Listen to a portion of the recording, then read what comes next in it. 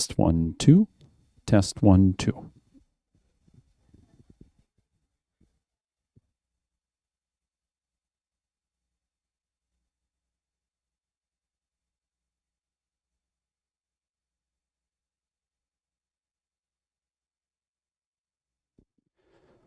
Test 1, 2.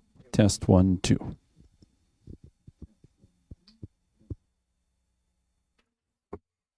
All right, so we're going to need to use our microphones when we're going to speak.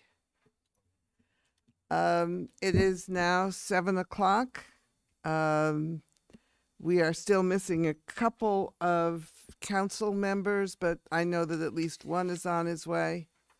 I just want to say how delighted I am that we are back in person. Yay. It feels really good and very nice to see everybody. All right. On your chairs, this picture, just emphasize something because it's your first meeting back. With the microphones, you need to push the button what's on. It is really important that you want to be about 6 inches and looking at it. With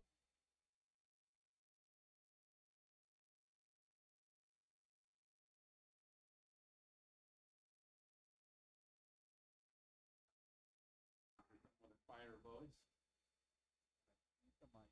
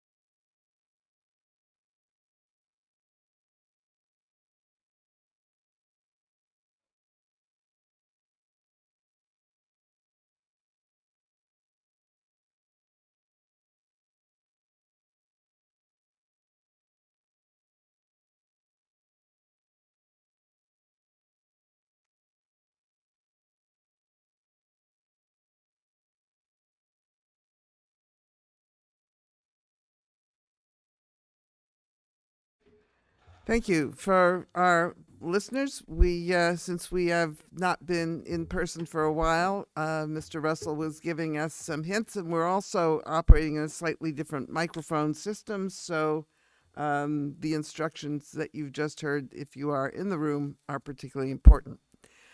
All right, it's 7:02, and I am Recording formally in calling progress. the Town Council, Mansfield Town Council, to order on March 14th, 2022. I don't know if you're all aware of this, but today is Pi Day, 314, and that is those are the first three numbers of the Greek letter pi, which, if you can remember your elementary school geometry, is necessary for calculating circles and many other things.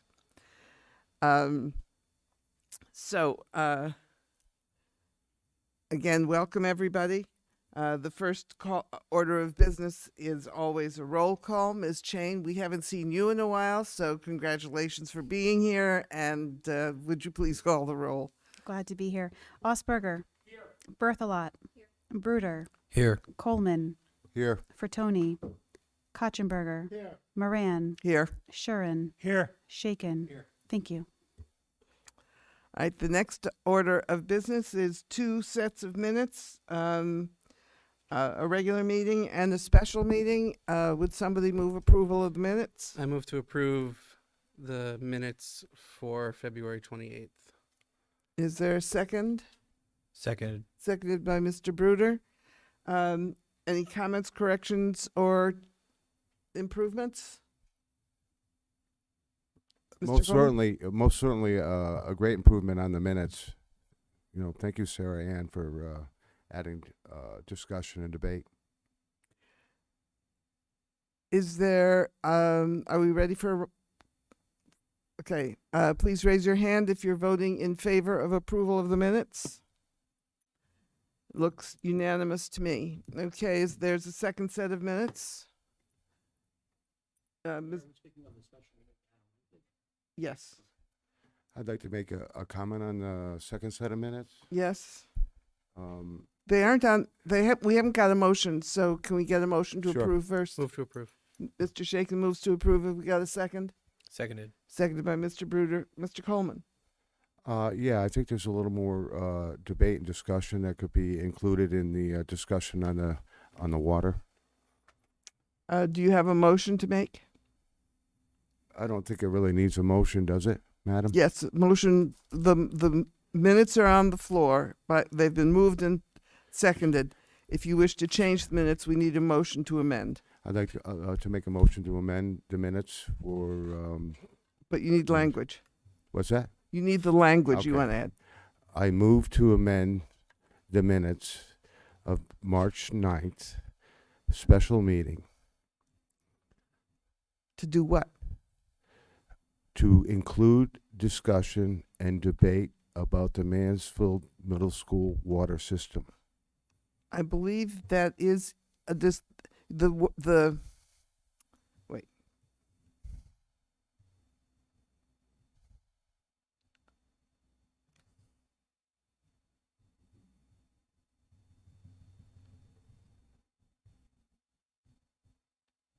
There is language that Mr. Coleman stated his intent to discuss the Mansfield Water Project, and the council confirmed the document is shared. I should, Do you wish to introduce a particular item? I think it really should include the discussion, all the details that I gave about the water system. Is there a second to Mr. Coleman's motion to amend to include the materials he presented to us regarding the water?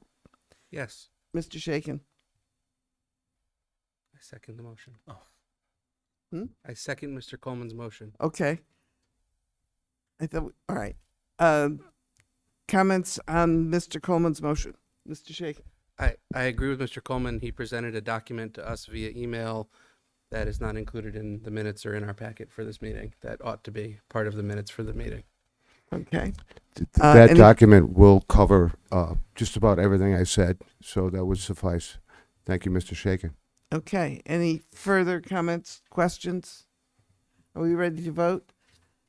All those in favor of Mr. Coleman's amendment, please raise your hand. We're unanimous. All right. All in favor of approving the minutes as amended, please raise your hands. Minutes are approved. Thank you. All right. The next item on the agenda is a public hearing. Ms. Chain, would you please read the call for the public hearing?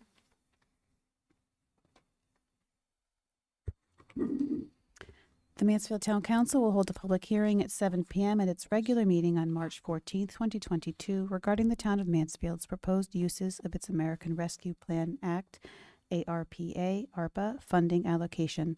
At this hearing, persons may address the town council and written communications may be received. Information regarding the request is on file and available at the town clerk's office, 4 South Eagleville Road, Mansfield, and is posted on the town's website, mansfieldct.gov.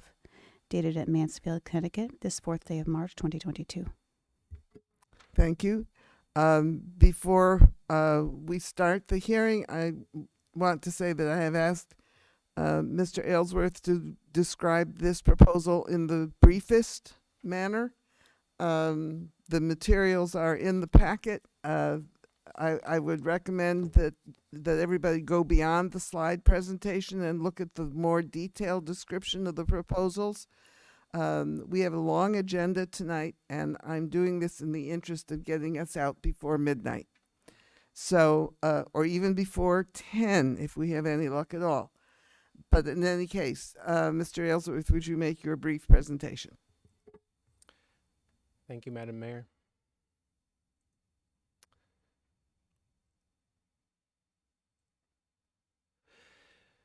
Okay, as the mayor said, I'm going to roll through this briefly. This is material that has been presented largely at multiple council meetings to date, and as the mayor said, the supplemental information that provides more detailed project descriptions is available in the meeting packet.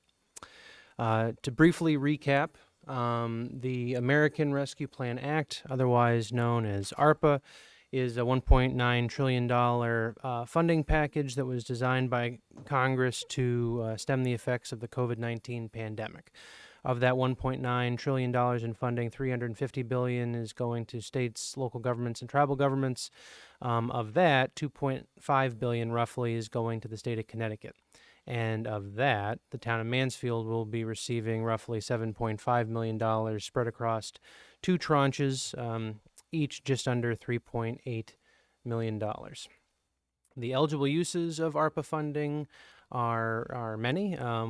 Funds can be used to support the public health response, can be used to address negative economic impacts, replace public sector revenue loss, provide premium pay for essential workers, and fund water, sewer, and broadband infrastructure projects. There are also several ineligible uses of ARPA funds, although I want to note that these are relatively narrowly defined. The final rule has allowed for a relatively flexible number of uses of rescue plan funds, and what you see on the screen here are some of the narrowly defined ineligible uses of funds. Just to recap some of the deliberative process to date, the Rescue Plan Act was signed into law last spring, and basically starting late spring, early summer, I directed municipal department heads, the department managers, to counsel with their own staffs, confer with their own staffs, and identify what they believe to be the highest priority needs that the town could pursue that would be eligible for funding use. We followed that up with a online survey that was pushed out to our local residents to get public feedback on what the public thought would be priority uses of ARPA funds, and we received about 400 responses to that survey. After analyzing those results, that information was subsequently shared both with the council as well as municipal department heads, and staff revised and or added additional proposals based on that public feedback. Some of the areas where there seemed to be the strongest amount of public support for funding was in the area of social services and funding support for small businesses that have been impacted by the pandemic, as well as replacing lost municipal revenue and improving high-speed internet access. That brings us to November of 2021, when I provided, as town manager, my first official recommendations to the town council. And basically in the months since, from December 2021 to present, the council has been engaged throughout the course of probably the majority of those meetings during that time period in high-level deliberations on ARPA funding proposals. And that brings us to tonight's public hearing for additional opportunity for the public to provide feedback. The first area of proposed funding is in the area of supporting the public health response. This is just over $1.6 million, spans a number of priorities, the largest of which is upgrades to existing municipal facilities, basically to make our municipal facilities better able to provide higher public health outcomes or mitigate public health concerns and ward against a future pandemic. Also includes funding for fire and EMS apparatus and equipment, and investment in human services. Next is addressing negative economic impacts. This is the largest area of funding in the proposals, a little over $3.5 million. Again, covering a wide range of needs, everything from promoting or enhancing digital broadband to providing direct financial assistance to distressed businesses and households, funding improvements in our parks and open space, and trying to help stimulate affordable housing activity in our community. Third is revenue loss replacement. We are proposing that approximately $1 million of our ARPA funds are used to fund lost municipal revenue. And as I've walked the council through in the past, the federal rule basically allows for lost municipal revenue to be used to fund a number of projects or programs and services that would otherwise not be eligible for rescue plan funding. And so two I'd like to specifically call out that are being kind of tied to this revenue loss recovery is $25,000 in funding support for financial consulting for Mansfield Community Center and Parks and Recreation, as well as $100,000 for the installation of additional electric vehicle charging stations. Again, those are high priority projects that are otherwise not eligible for funding under the rescue plan eligible use categories. Fourth and finally, under water, sewer, and broadband infrastructure is a proposal to bring public water supply, public water as provided by Connecticut Water, to Mansfield Middle School. This is a $2.75 million project, and the proposal is to use $1.25 million in the town's ARPA funds to help make this project happen, with the remainder of the funding coming from other federal sources. And as was discussed in greater detail at the last special meeting, this project is really envisioned to help address both water quality issues as well as chronic concerns about water security and the security of the middle school's water system. So to summarize, if the council were to vote to authorize and approve all of what has been proposed, that's roughly $7.515 million, which would leave the town with a residual of just under $30,000 that could be used for funding smaller dollar projects or otherwise addressing other contingencies. But moral of the story is everything that's been proposed largely would use up the town's full ARPA allocation. And with that, I'm going to end there. I promise to keep it at 5 minutes or under, and we can open the floor up to hear from the public, because that's what we're most interested in tonight.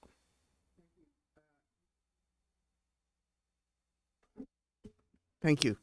We have received 9 email comments on this for the public hearing. They will be included in our minutes for this meeting. They come from Laura Austin, Will Biggle, Sue Green, Devin Hawk, John Reason, Barbara Scott, Brenda Shaw, Michael Soares, and Paul Stern. So who here wishes to speak to this matter? Yes, come ahead. The rules are you have 5 minutes to speak to the topic. Give your name and address before you begin, and be civil. And we will not be able to answer any questions directly, but any questions that you raise, the town manager will make note of and will respond at some point. Probably not this meeting, but in another one. Go ahead. James Morrow, 44 Hanks Hill Road, Chair of Parks and Natural Resources Committee. I'm speaking in favor of the Parks and Recreation Master Planning item. For some time, the Parks and Natural Resources Committee has been discussing the need for a comprehensive active and passive recreation plan for Mansfield's future needs. We have informally started this project, but are severely limited by the available staff and volunteer members' time. Having experienced help with the strategic planning project will greatly facilitate the timely completion of a Parks and Recreation master plan of the highest quality. Mansfield's elementary school is about to open. This will provide different opportunities for environmental and outdoor experiential education, affecting the utilization of the parks and preserved open spaces. This increases the need for taking the time to evaluate our parks and plan for the future. There are many needed and desirable improvements to Mansfield's unique parks. I personally feel that the prioritization of these should wait at least until the master plan has helped us to look at things. However, as weather and other environmental hazards impact the public safety and enjoyment of our parks and recreation facilities, there may be things that should be addressed immediately. As you realize, tomorrow is the scheduled regular bi-monthly meeting of the Parks and Natural Resources Committee. This is our agenda item 5.4. I expect that following our discussion, you will receive formal comments from the committee. Thank you, Mr. Morrow. Our next speaker is Rossmond.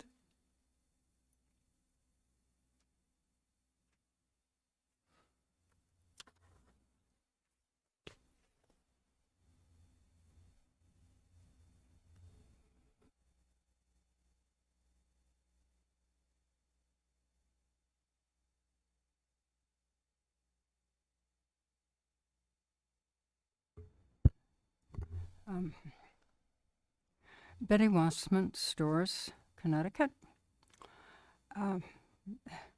As I look through the material that I had, it's just an overwhelming amount of material to comment on. So generally, what I would ask you is to please concentrate on the projects that will benefit the most people in town. Everyone has been impacted by the pandemic. As you consider a project, please require also the staff to provide a reasonably accurate calculation of any new and or continuing expenses to be incurred by this project. Some of them, as I read through, are going to incur pretty substantial continuing expenses. Now take the new expense into consideration. Ideally, I would ask you to spend the funds on one-time projects with no continuing expense. Now, I spoke to a few people in town about their ideas to optimally use the funds that are available. One suggested to me a sidewalk from Separatist Road along South Eagleville Road back towards 195. I would support this. It's something that you've talked about if this is allowed under the regulations here. Now, a local business person's opinion was of interest to me, as this proposal includes giving money to local businesses. Based on what this person said to me, I'm opposed to local business assistance unless the business can show real need caused by the pandemic. As I was told and understood, businesses were eligible for unemployment compensation and a PPP program, which I've forgotten what that means, which likely becomes a gift. And mostly it starts as a loan, but generally it's forgiven. And I'm told this has been quite generous. I'm not convinced at this point that many businesses need assistance. I know a lot of businesses had problems, and I thought they were all in dire straits. But having talked to this person, and I would urge you to go talk to some people and find out. But in some of your writing, I see you want to provide grant money on a first-come, first-served basis. No, I'm definitely opposed to first-come, first-served. If you give grants, make it needs-based. There's too much opportunity for favoritism, and there's first-come, first-served. I have endless comments and questions as I read through the proposal. I'll just give a few. The library improvements. I question, what are the upgrades? It sounds to me like the HVAC system needs to be completely replaced, and if that's the case, certainly use the money for it. The Mansfield Community Center facility. I would urge you, please stop throwing money at them. Please tell management right now, starting with the town manager on to Jay O'Keefe, to analyze maybe the Parks and the board, the gentleman who just spoke about, maybe they would do it. And it's time to analyze the losses, find a solution, and get it done directly. Till then, I'd say no more money to them. You really have got to come to grips with the fact that you should terminate some programs. The programs that are losing money have been losing money. It's time it was analyzed. And what else? You may actually have to close your health club. You were told, the sitting council at the time was told at the time, you are never going to make that self-supporting. Human social services, mobile outreach. Not good ideas. I mean, I don't know a lot about it, but it strikes me as a bad idea to partner with the Board of Ed. And it looks like a continuing expense and maybe is going to require new employees. And I strongly urge the council not to get involved with the Housing Authority project named Eagleville Green. Let the housing authority do their own project. I can see you throwing $500,000 down there. And I'm not sure, I've already seen they came in to begin with a certain number of low income, what's the proper term for it? Housing. Affordable, thank you. And now they changed.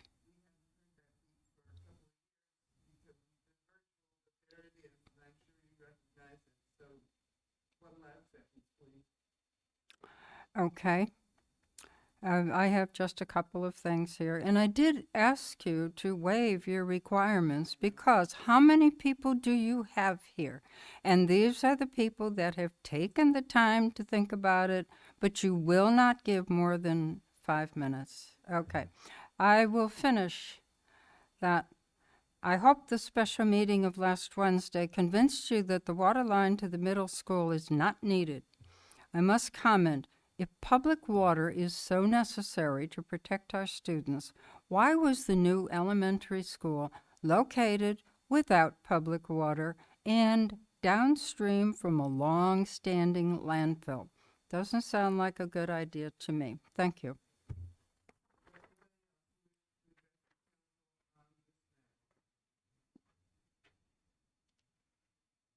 I'm sorry. I'm not used to turning my mic on all the time.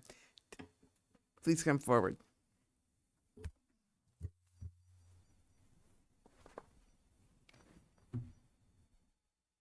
Green is on. Green is on. Green is on. Good evening, Madam Mayor and Council. My name is Dave Stevens. I live on 415 Bassett's Bridge Road in Mansfield Center. I really don't know where to begin. As a long-term resident of the town of Mansfield, my parents moved here in '68. I've watched a lot of changes. The development of Storrs Center, the community center, a lot of changes over the past number of years. And it's interesting as I take kind of an open eye to how we came to where we're at with the funding. I have concerns that 400 people responded to a survey. When you look at the overall population of the town of Mansfield, that's a very small number. So how much reliable data are we grabbing from that is interesting. I've joined the Commission on the Aging. We talked about this today at our meeting. A lot of the members who sent in emails today, or a lot of people who sent in emails, are on the Commission on the Aging. Speaking for myself, not for the Commission on the Aging or as a member of the Commission on the Aging, I look at the overall package and when I see $6,000 for basically the senior center and seniors, I have concerns what kind of message that is sending. I'd like to stay in Mansfield for a long time. I'd like to stay in Mansfield till I pass away. But when I look at the numbers, we're addressing, in my opinion, things for the future that don't address the immediate needs of the seniors in the town of Mansfield. And $6,000 for seniors is simply a slap in the face. I would like to see that we remember the seniors in the town of Mansfield, look at programming and meet the immediate needs of the seniors, be it food, mental health, transportation to doctors, et cetera, et cetera. When I personally look at $25,000 for pods at a library, I personally feel that $25,000 could be better spent for the seniors to address real immediate concerns and needs. So, thank you. Thank you. Please stay tuned as we discuss the projects that are included in the ARP funding. I think there's been some misinformation that's been circulating. All right, the next item on our agenda is the opportunity for the public to address the council on any issue. Oh, I'm sorry. I need a parliamentarian. Thank you. If there's nobody further to discuss the ARPA grant, then I will close the public hearing. All right, now the next thing is the opportunity for the public to address the council on any matter. Is there anybody in the audience who wishes to address the council, or anybody online who wishes to address the council on any other matter? All right, seeing nobody, I will close this opportunity for the public. and move next to the report of the town manager. Mr. Shaken? May I make an agenda changing motion prior Sure. to Mr. Aylesworth's? Okay, I move to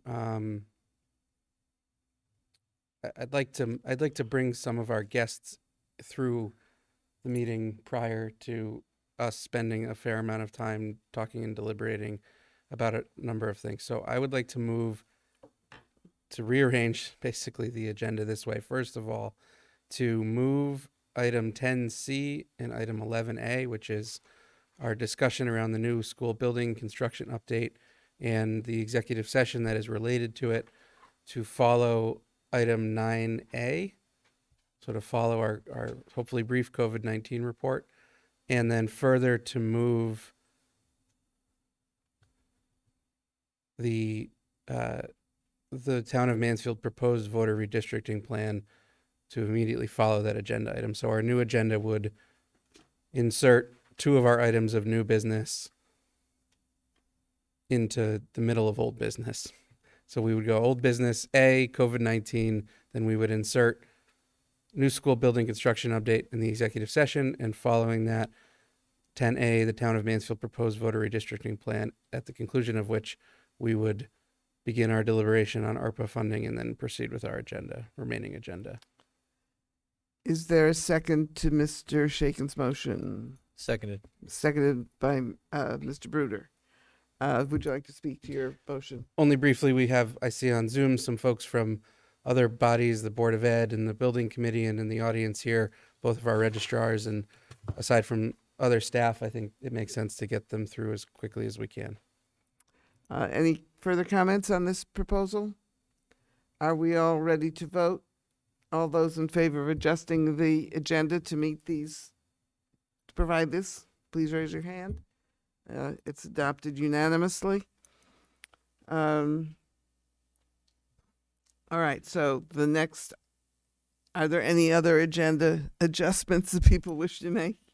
Okay, then we will proceed to the town manager's report. Thank you, Madam Mayor. I'm going to keep my verbal report uncharacteristically short. Just a few things to touch on.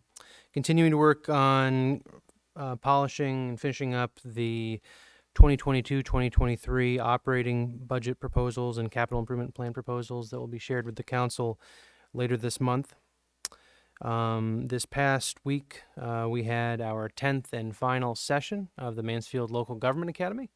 The final session was actually supposed to take place back in January, but unfortunately it coincided with sort of the peak of COVID positivity rates and case counts, and so we tabled our last meeting until it was better circumstances to get together in person. We had our last session this past week, and I just want to express my gratitude to all of the staff and people that volunteered their time to make our first cohort a success. Definitely want to thank our residents who took part in the program and offered, I thought, really, really insightful, constructive feedback during the second half of our meeting this past week, where we basically did a group exit interview. And we're looking forward to continuing to offer that program in the years ahead. And we might be making some adjustments to the format in terms of the number of sessions and you know, basically the mechanics of how we administer the program. But I think by all accounts, it's been a success. And again, I very much appreciate everybody's time and effort that went in to that. You know, I had an idea, and it takes more than just one person's idea to make it a success. It takes a lot of people rolling up their sleeves to make it happen. And I'm very appreciative of that. The town staff continue to make progress with TSKP Studios on phase 1 of our municipal facilities needs assessment. We are progressing, I think, nicely with an my expectation is still that later this spring, phase 1 will be complete, and there will be a report to share with the council. And at that time, everybody will get to see what TSKP and town staff have been up to in terms of evaluating how well our current facilities are working for us, addressing needs, and basically looking at alternatives that might be an improvement on the current situation. And I'm going to end my report there and happy to field any questions people have. But otherwise, you can read the rest in my full report that's in your packets. Council members have questions for the town manager? Mr. Coleman? Yeah, I see that there's some drain work being done at 78 Chaffeeville Road, or maybe 88 Chaffeeville and then 78 Gurleyville. I see there's a pretty good failure there on Chaffeeville. I was wondering if that is a recent installation or an old installation. The same I would ask on Gurleyville Road. And I noticed a catastrophic failure out here in the parking lot of a drain. Put my public safety hat on right now. It's not barricaded correctly. Somebody could hurt themselves out there here and now. Suggest that maybe do a little better job on securing that drain out in the parking lot. Thank you. Happy to look into the items that you've identified, and we'll follow up. Anybody else? Mr. Bruder? Thank you for putting together this report. And I just didn't know if you had any feedback on how well the Mansfield Willie Restaurant Week had done with businesses. Yeah, I think by the reports that I've received, it was a success. I think it's something that the partnership staff and our collaborating organizations feel like it's a really good launching pad for the future. I know that we've had members of the council and board members on the partnership that have been were really vocal ambassadors of the program. So thank you to Councilor Coleman and others that posted testimonials and kind of helped get the word out. Like anything, that we were still coming out of, or we are still coming out of kind of the end of COVID. And so I'm sure that continues to impact, people's sort of comfort level going into indoor establishments. But by all accounts, we had a large number of restaurants that participated and a wide range of cuisines and price points, and really showcased, a lot that our community and Wyndham Willimantic have to offer. So looking forward to growing it in the future with the help of the partnership and our partners in Wyndham. Thank you. In the interest of cross-town collaboration, I went to Willimantic for my part of this, and I was in 2 separate restaurants on Wednesdays and was amazed by how full they were. So I'm really hoping that this kind of an endeavor contributes to some real collaboration between the 2 communities on economic development of various kinds. So any further questions? Hearing none. The next item is reports and comments of council members. Mansfield has received another recognition, Wallet Hub, which apparently compiles lists of towns and ranks them, has ranked Mansfield as the second best town in the country for basketball lovers. So I would like to thank all of our basketball lovers for contributing to that consequence. Let's hope it's a recruiting mechanism for people who want to enjoy the very special environment we have here for women's and men's basketball. Just curious, Madam Mayor, who took down the number 1 spot? St. Louis or something? I don't remember where it was, but it's irrelevant. It was a larger city, so it did put us in a very different set of categories. Duke? Durham? Yeah. Mr. Osberg? I guess my question camps on to what he had to say, that, who was it and what do we have to do to take over the number 1 spot? We have to get more population. That's all. Here we go. Okay. The second thing I want to comment on is that I was fortunate to attend both the first and final sessions of the Academy, and it was highly successful. And we really need to thank not just Mr. Aylesworth, but all of the department heads who contributed to providing really excellent opportunities. The participants were very excited about their experience, and I think that this will be a very successful endeavor for the future. So, And those are my comments. Any other council member have reports or comments? Mr. Coleman? Yes, I like going to the Mansfield Connection page on Facebook. We had some fun this weekend, actually. Me and Batoma is looking for the Eastern Region Tourism District, ERTD, to rename the region, and it was fun to see how much the community got involved, and we tossed all these ideas around. It was just a great experience, a great deal of fun. You mean something other than the Quiet Corner or the Last Green Valley? Well, you know, you can't use what's used. We had to come up with new ideas. There are a lot of them out there. All right. And thank you, Mr. Coleman, for your restaurant reviews. That they were apparently very well received. Mr. Bruder. I just wanted to report that the Mansfield Community Center had done a really good job with the softball and baseball tryouts that were this past weekend. My son participated, and there were a lot of parents. It was indoors. It was raining. So it was nice that they had planned that ahead and very well organized, and staff did a good job in making sure that the parents like myself were not just standing on the track blocking the runners. So Thank you. appreciate Anybody that. else? All right, then we will move on to the agenda list, the consent agenda, but there is nothing on it. So the next item is the COVID update. Mr. Miller, I saw you earlier. Thank you for letting us meet in person. Well, it wasn't me, Madam Mayor. It was the condition of the virus as we understand it today, based on the data. So that being said, I'll jump right into. I don't anticipate this being. I anticipate this being a relatively brief update, and so I'll just start by noting that pursuant to the CDC updated tool for measuring impact of COVID-19 on communities, that the Tallinn County area, and so is Windham County and all the counties surrounding us, and all the counties except for, I believe, perhaps New Haven County as of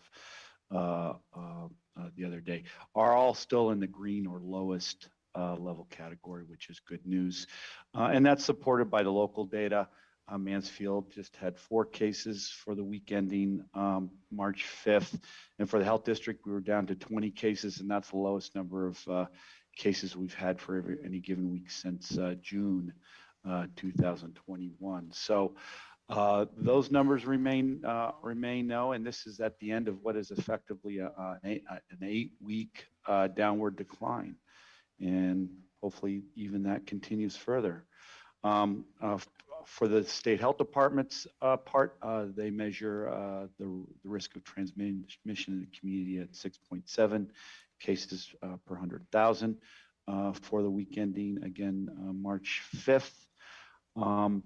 And I am aware that also that the town of Mansfield, or actually more specifically Mansfield Board of Ed, just recently made masks optional, effective today, I believe.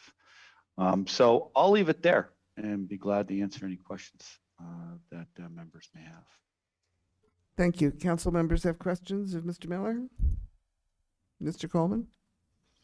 I don't have a question. I just want to thank Mr. Miller for all the hard work he's done over this, COVID pandemic thing. Thank you very much. Thank you. You're welcome. And what my question is, I gather you are still offering vaccination clinics? Absolutely. We're still holding weekly clinics for adults on Monday from 9 to 1, and for pediatric doses on Thursday. I believe it's 2 to 5, but the public can go to our website at www.ehhd.org to confirm those clinic hours. And we're still getting patients trickling in, individuals looking for boosters, kids who've just recently turned 5, or what have you. And we also continue to push out messaging promoting vaccination as one of the most effective things you can do to protect yourself. I think it goes without saying that we do continue to monitor this situation very closely, both at the local and in partnership with our state and federal partners. Hopefully risks continue to be low in our community for the foreseeable future. I noticed that the most recent report from the state had nobody hospitalized in Tolland or Windham County, which is a very nice statistic to see. It is. I would only note that the Tolland County figures, and Councilman Shaken noted this last time, is that we don't have a whole lot of beds in Tolland County. We just have 2 acute care hospitals. But nonetheless, it is absolutely good news, and similar news in all our neighboring counties, which is I'm heartened, and we are heartened to see. All right, thank you, and thanks once again for your continuing support. I'm hoping that we don't need to call on you for a while, but of course, if you see anything, you will contact us and ask to come back on the agenda. So enjoy the spring, and take a deep breath, and thanks very much. You're welcome. Okay, the next item on our agenda is the schools. Have I got it right? Yes. Okay, Mr. Alconis, who did you bring with you tonight? Okay, so I'm joined by Kathy Ward from the Board of Ed and from our project manager's office of Collier project leaders. We have Scott Pellman, Adam Levitas. So I will just give you a very few brief introductory words, and then I will turn it over to our project managers to give you a bit more detail. So if you've driven near the Southeast School site recently, you can see that there's been a lot of progress made. The geothermal wells are installed. The shell of the building is up. Most of the roof deck is on. They're working on framing inside, adding sheetrock, things like that. So it's a very busy time at the building site and very critical time for us as we try to push this project to completion. So with that, I will ask Scott and Adam to give you some more details on where we're at. All right, thank you, Randy. Let me interrupt for just 1 second. We expect Kelly Lyman to join us shortly. She just patched in. Okay, good. Thank you. Scott Pellman from Collier's Project Leaders. I'll start out, and then I'll let Adam, who's our boots on the ground, fill in any of the gaps. But currently we've been spending quite a bit of time working with the contractor, verifying his construction schedules, procurement. As you've all heard, it's been a very challenging time to build a building. The good news is, at the moment, as we currently stand, the building is going to open on time. It's going to be ready in the middle of August. We've started having some meetings with Kelly and Peter Dart now, including Alan and his staff, starting to coordinate moves, reconciling 3 existing schools into the new school. Takes a lot of planning. So we're well on our way to that. We've recently awarded all of the purchase orders and contracts for all the furniture and technology equipment that's going into the building. I'm happy to say that the overall, from a project budget standpoint, we are well under budget. We're doing very, very well with our overall project budget. The off-site work, the intersection improvement at the end of 89 has been bid, approved. John Carrington and his staff were instrumental in reviewing those requirements in the process right now of awarding that contract. So we anticipate a very, very busy spring season. We're also starting to plan for the demolition of the existing school and the coordination that entails. And I think we've been meeting multiple meetings almost on a weekly basis, and we'll continue to do so. But from a high level, and again, Adam, if I missed anything, you want to add some color commentary, but the high level update is things are progressing well, and we are on time, and we are under budget. Yeah, I can provide some additional just flavor. So in terms of what's sort of going on with the building, a lot of the exterior components have been complete. And so as we shift towards an increasing focus on the interior of the building, a lot of what's going on site is coordination between the myriad of parties that it takes to get the building up and running. So not just Newfield and their subcontractors, but the independent testing agencies, and the authorities having jurisdiction with the building official and other town components, as well as with the design team and the architect, and obviously Collier's project leaders as well. So there's just a ton of coordination work going on, both on the sort of the immediate focus of what's the next most important thing that can get done, whether it be an exterior element like the roof, or an interior element like ducting and plumbing and that sort of thing, or looking out farther ahead towards some of those last mile items, some of the sign-offs, when are we moving furniture in, and those nitty-gritty sequence items, and planning ahead, and then taking all the steps needed to get there, so that way no one's caught flat-footed when it comes time to ensure that everyone can get into the various portions of the building, and have the other area sign off, and you move the next person in to finish their portion of the work. So a lot of construction dancing, so to speak, going on right now with the coordination of various individuals and agencies.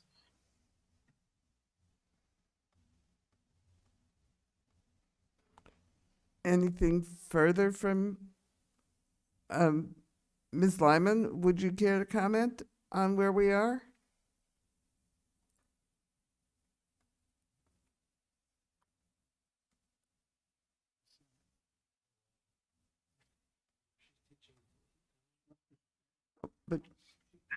Hi, everybody. Sorry about that. I actually am in the car making my way home. So I will be happy to give you a few thoughts if you can all hear me okay. We can hear you fine. Okay, great. I would say that we're quite pleased with the progress of the construction at this time. As has been mentioned, we meet regularly with the full construction crew.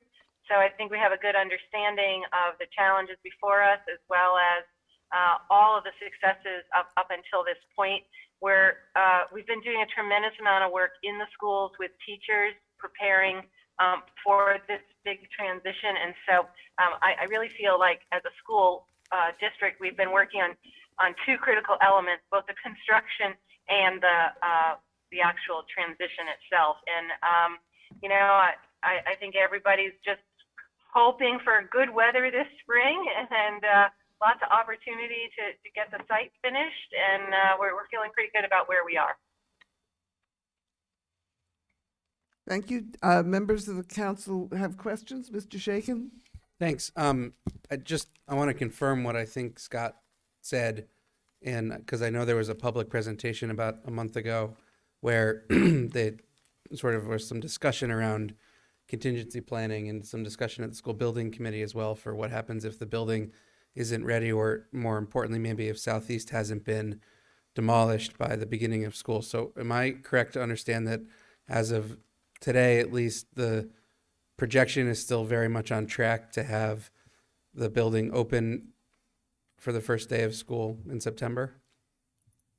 That is correct. But I will say that, we always hope for the best, plan for the worst. So we are also putting together a contingency plan, not knowing if there's something in the supply chain that may throw a wrench into the works that's unanticipated. We don't know what that is, but we are also looking at a contingency plan just in case. But as of today, in our movement forward and the way we're planning, we will be into the school in the fall semester.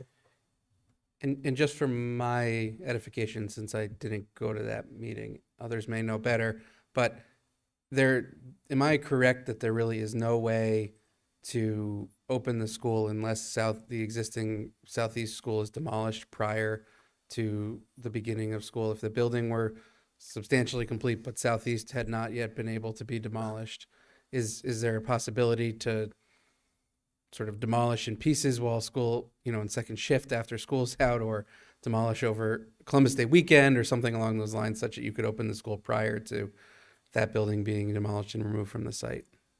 Newfield Construction is currently coordinating that with town officials. And that is, how their contract reads, and that is the goal of, even if the building is not completely down, that there are plans in the works to safely open the school.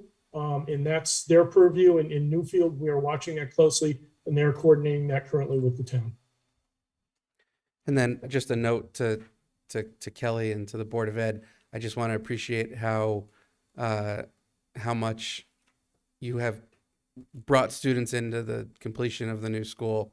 I know the vote on the mascot was taken last week. They will be the Tigers. The 6-year-old in my house voted for the Tigers. He was very happy it won.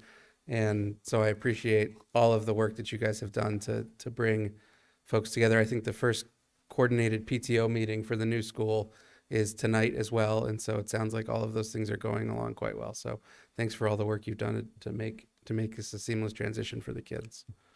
Well, I think I own the mascot. My new cat is Tiger, and I had no idea that was going to be the choice. But if you want a picture of of the mascot, I'm willing to share.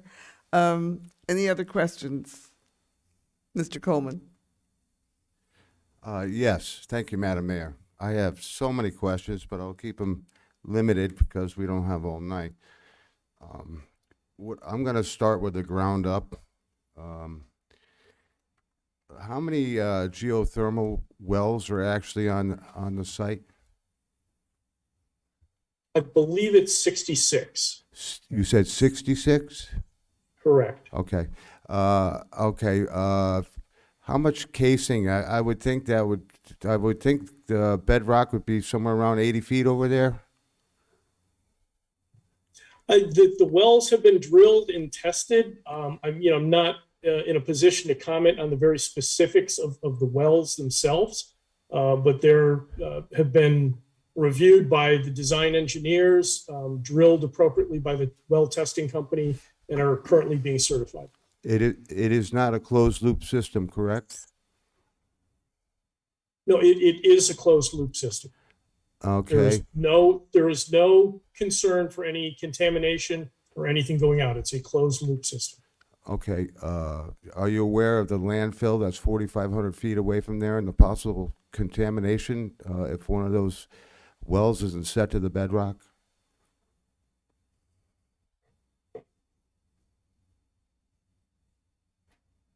Well, I'm not sure I understand the concern, nor do we necessarily have appropriate representation to field these questions. Okay. Can you find that out for me? I don't believe that there's an issue with contamination on the geothermal water because it's not going to be used for drinking or for even hand washing. But there are other wells that have been. A closed loop is a pipe that goes down inside the well, and the fluid is pumped through that pipe, and that's why it's a closed system. It does not come in contact with any groundwater or any contaminants. Just let me it's a completely closed loop that just transfers the heat of the earth to the water that's within the piping system. Okay. You poked 66 holes in the ground. You're obviously making a risk of contamination, no matter how you look at it. If one of those wells is not sealed, then you could possibly contaminate your drinking water. That's my concern. And the landfill is 4,500 feet away from that. Next item up, the soils on the site. The USGS site has two soil types there, Merrimack and Hinckley. And Merrimack, according to the USGS site and rating, find the soil's unsuitable for geothermal closed loop wells. Can you comment on that? I would suggest questions of that technical nature be submitted directly to the building committee chair, and he can pass them along to the design team and obtain an appropriate response. Okay, I'll do that. I'll send it to the town manager, and he can pass it along to you. I would send it directly to Mr. Wallakonis. Okay, all right. Secondly, those soils also are unsuitable, well, not unsuitable, but not favorable. They are highly corrosive to concrete and metal. Have any steps been taken to prevent corrosion on that? Again, at this time, I would ask that you submit technical questions to the building committee chair. Okay, thank you. Thank you. In the last meeting, now correct me if I have the term wrong, but I think it was called trussel tree or tree trussels. And I saw the picture in that meeting. I was shocked how out of level they were. How does something like that happen? That is a piece of equipment that is controlled by the district. So any questions on the district's, athletic apparatus would need to be posed to the district. So if I may, I think Mr. Coleman's question is on the pillars that were put in for the trestle tree. But those are easily brought into plumb, according to our architect. So whatever issues there were in terms of them not being, initially installed exactly straight up, I think have been all rectified. Okay, thank you. Randy, if I could jump in on that as well, I believe that's just a storage unit.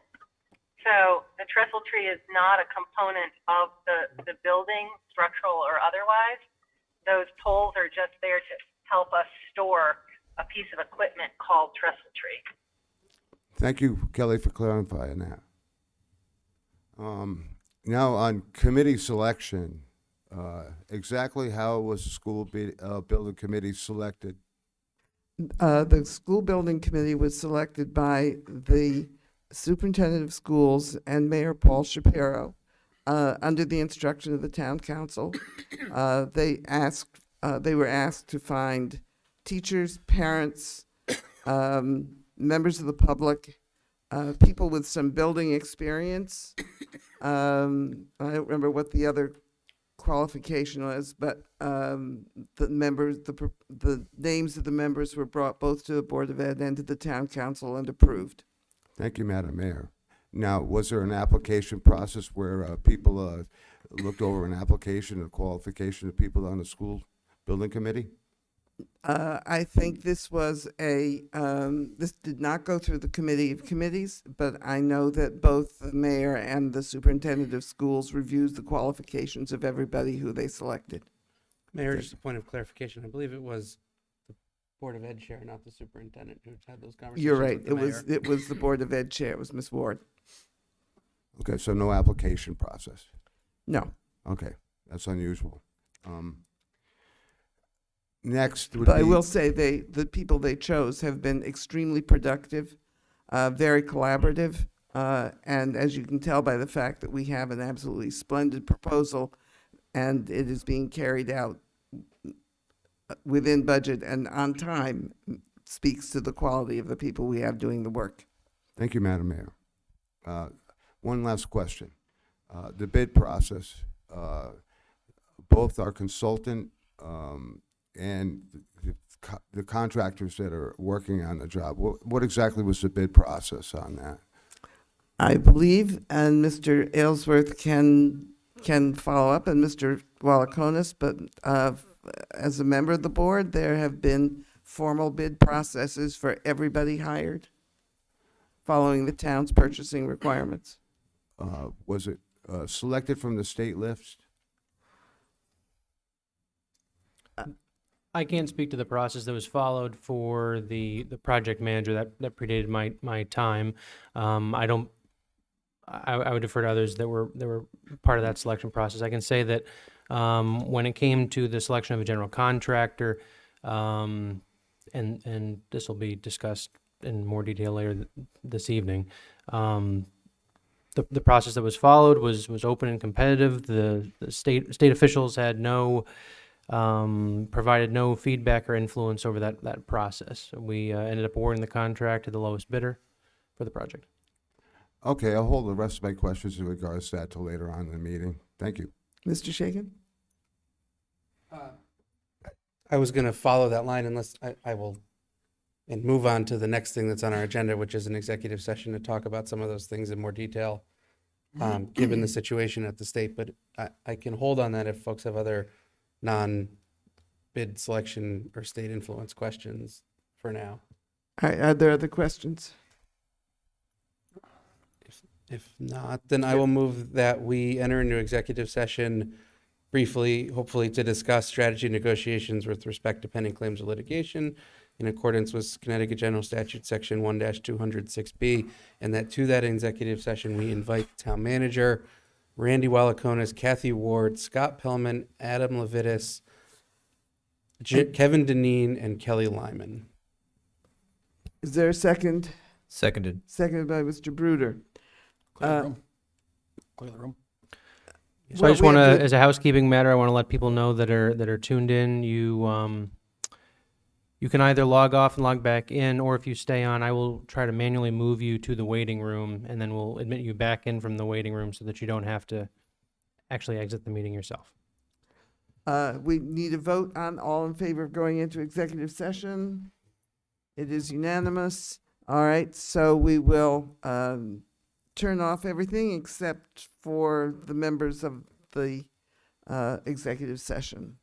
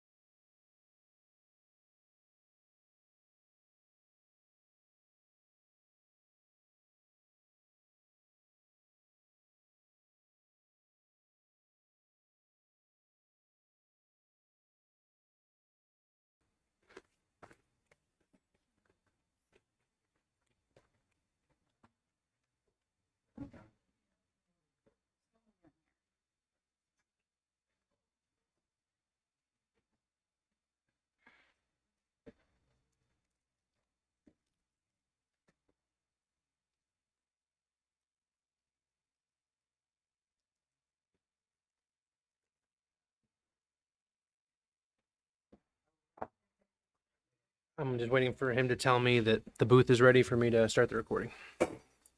I don't think they'll hear you yet. Or maybe they will. I don't know.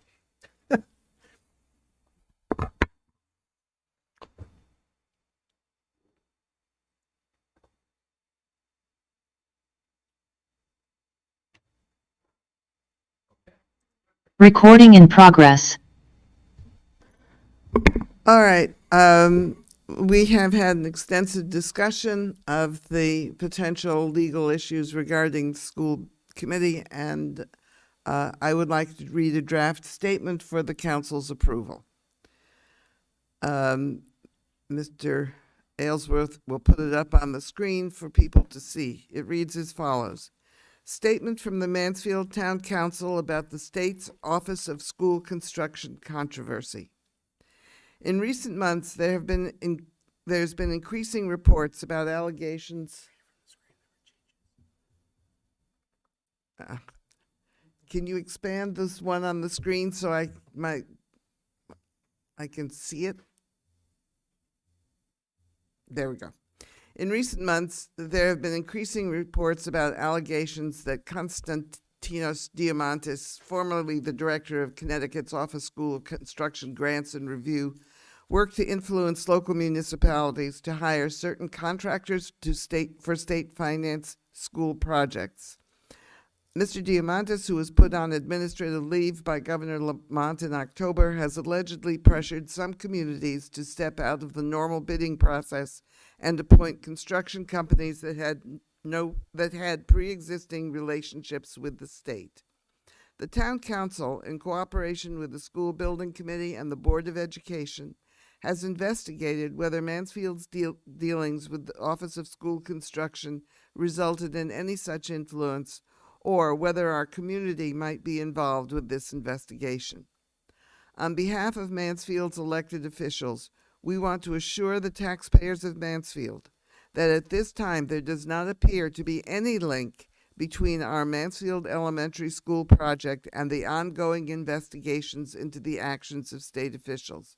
No influence was exerted on Mansfield school building officials or our owner's project management firm, Collier's Project Leaders, by Mr. Diamantis or any other party within the Office of School Construction to alter procurement or construction practices at our new Mansfield Elementary School. It should also be noted that the town selected an architect and owner's project management firm without any influence or involvement from officials in the Office of School Construction Grants and Review. Bullet number 1.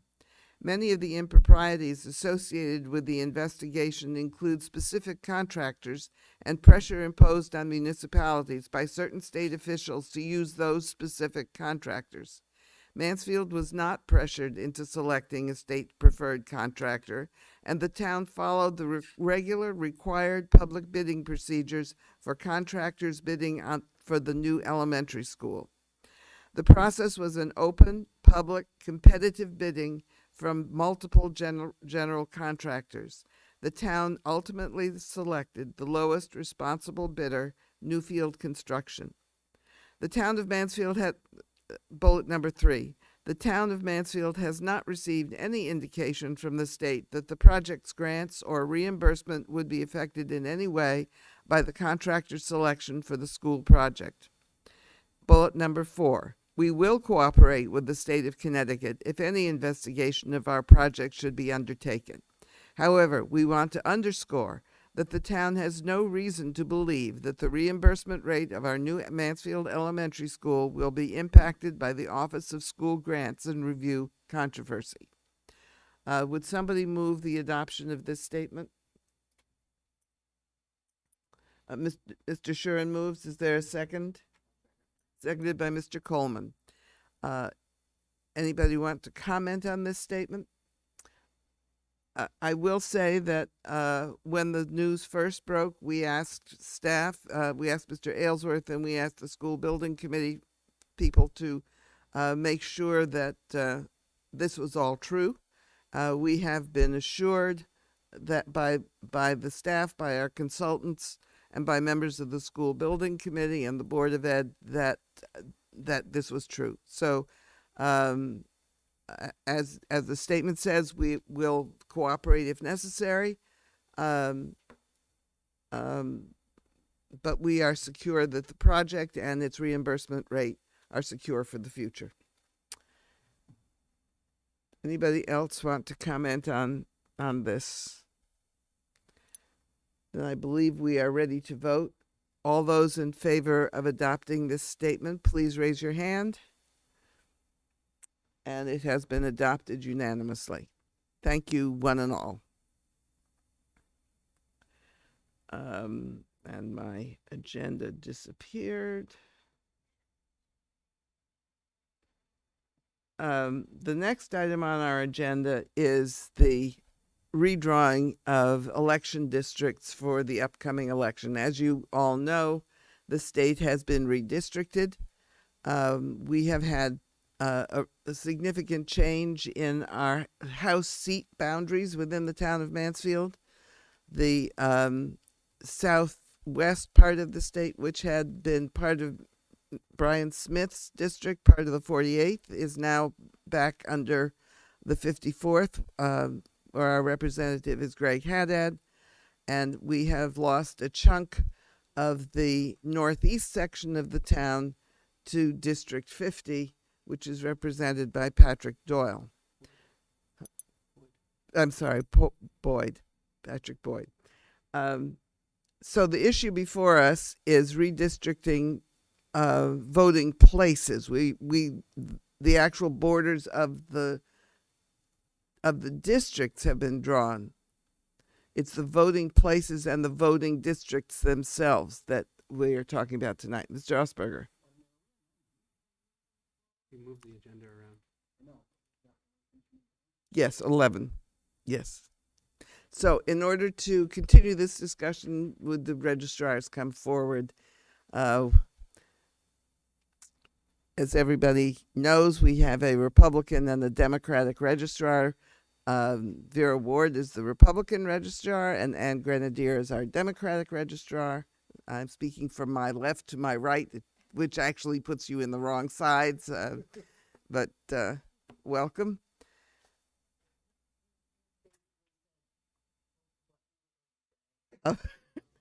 Yeah, you have to push the button on. Okay, there it is. Except that the changes that have been made are dictated by the state's redistricting plan. So we have to change our voting districts to conform to that. So Assembly District 50 now encompasses most but not all of our voting District 3. And you know, people identify their districts not by the number, but by the place they vote. Okay. So could you help us? So voting District 3 is the library. So in order to make that its own voting district that only encompasses Assembly District 50, we have to move some addresses out of that district. And most of them went into District 4, which is Vinton School, with a few going into District 1, the community center, and District 2, Eagle Firehouse. So these are changes that are dictated by the state. The town doesn't really have any say in this at this point. But what we need is the council's approval to implement that plan. And unfortunately, we need it by March 16th. So that's why we're here tonight, to ask for approval of that plan.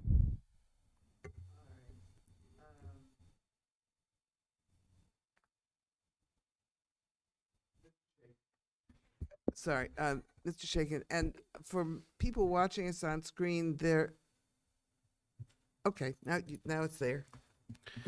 So, can you explain what the deadline for March 16th is, and what we need to specifically what we need to send into the state?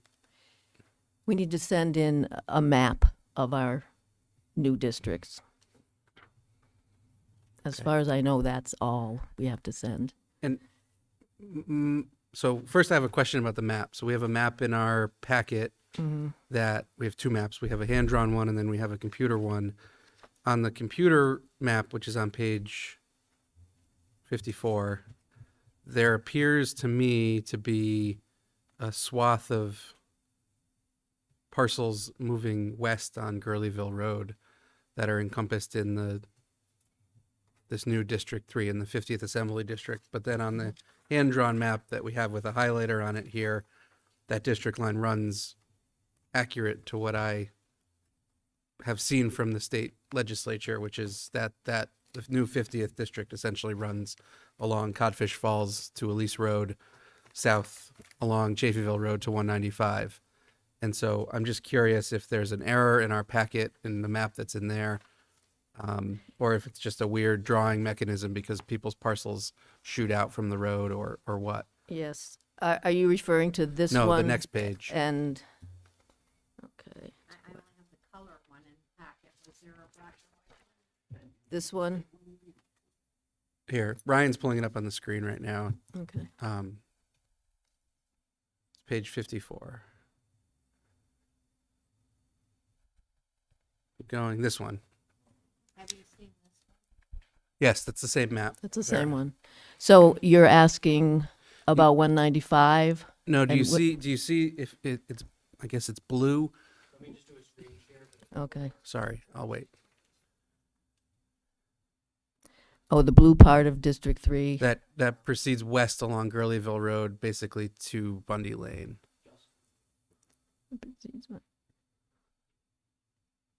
Yes, that's a mistake. That I didn't even notice that. Are you talking about the little sort of looks like That a river little- running along? Yeah. Yes. Yeah. Yeah, no, that my map didn't have that. No, I hadn't seen that before. Yeah, our map doesn't have that. Mike. This was a map produced by Derek Delay, the town engineer. But he did produce the map for us, and the map that we have does not have that. Right. So little how part. the error So was it's made, I'm not sure. Something might have happened in the copying process. I don't know how that happened, but no, that should not be there. Okay, and so It basically follows. It mostly follows parts of Codfish Falls and down to Chafeeville, down to 195, and that little part there. That map is accurate. Okay. Thank you.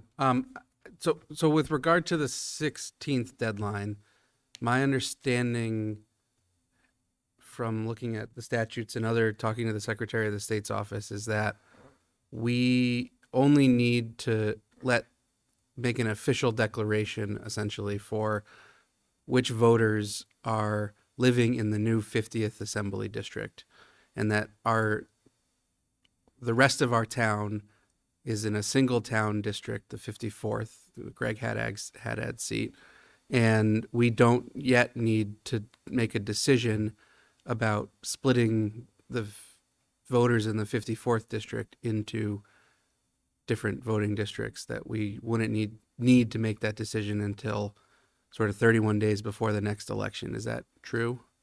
Correct.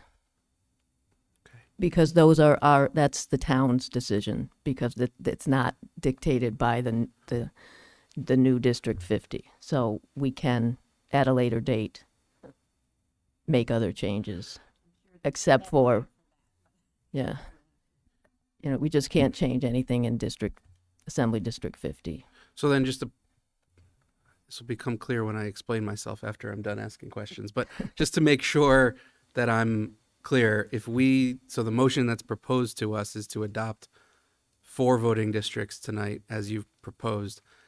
If we did that, would we be able to change the other 3 whenever we wanted, or would we instead would it be better for us to adopt the 50th district this evening, and if we decided that was the right idea, to delay the adoption of the remainder of the districts until a later date? From my perspective, I think it would be. You need to speak into, there, you need to be in the mic. From my perspective, I think we would ask you to approve the plan as we presented it to you. Then it's the complete plan for this at this time, but we can go in and change. But that's another process and a lot of more work to do. And if we approve this, then at least we have a complete plan.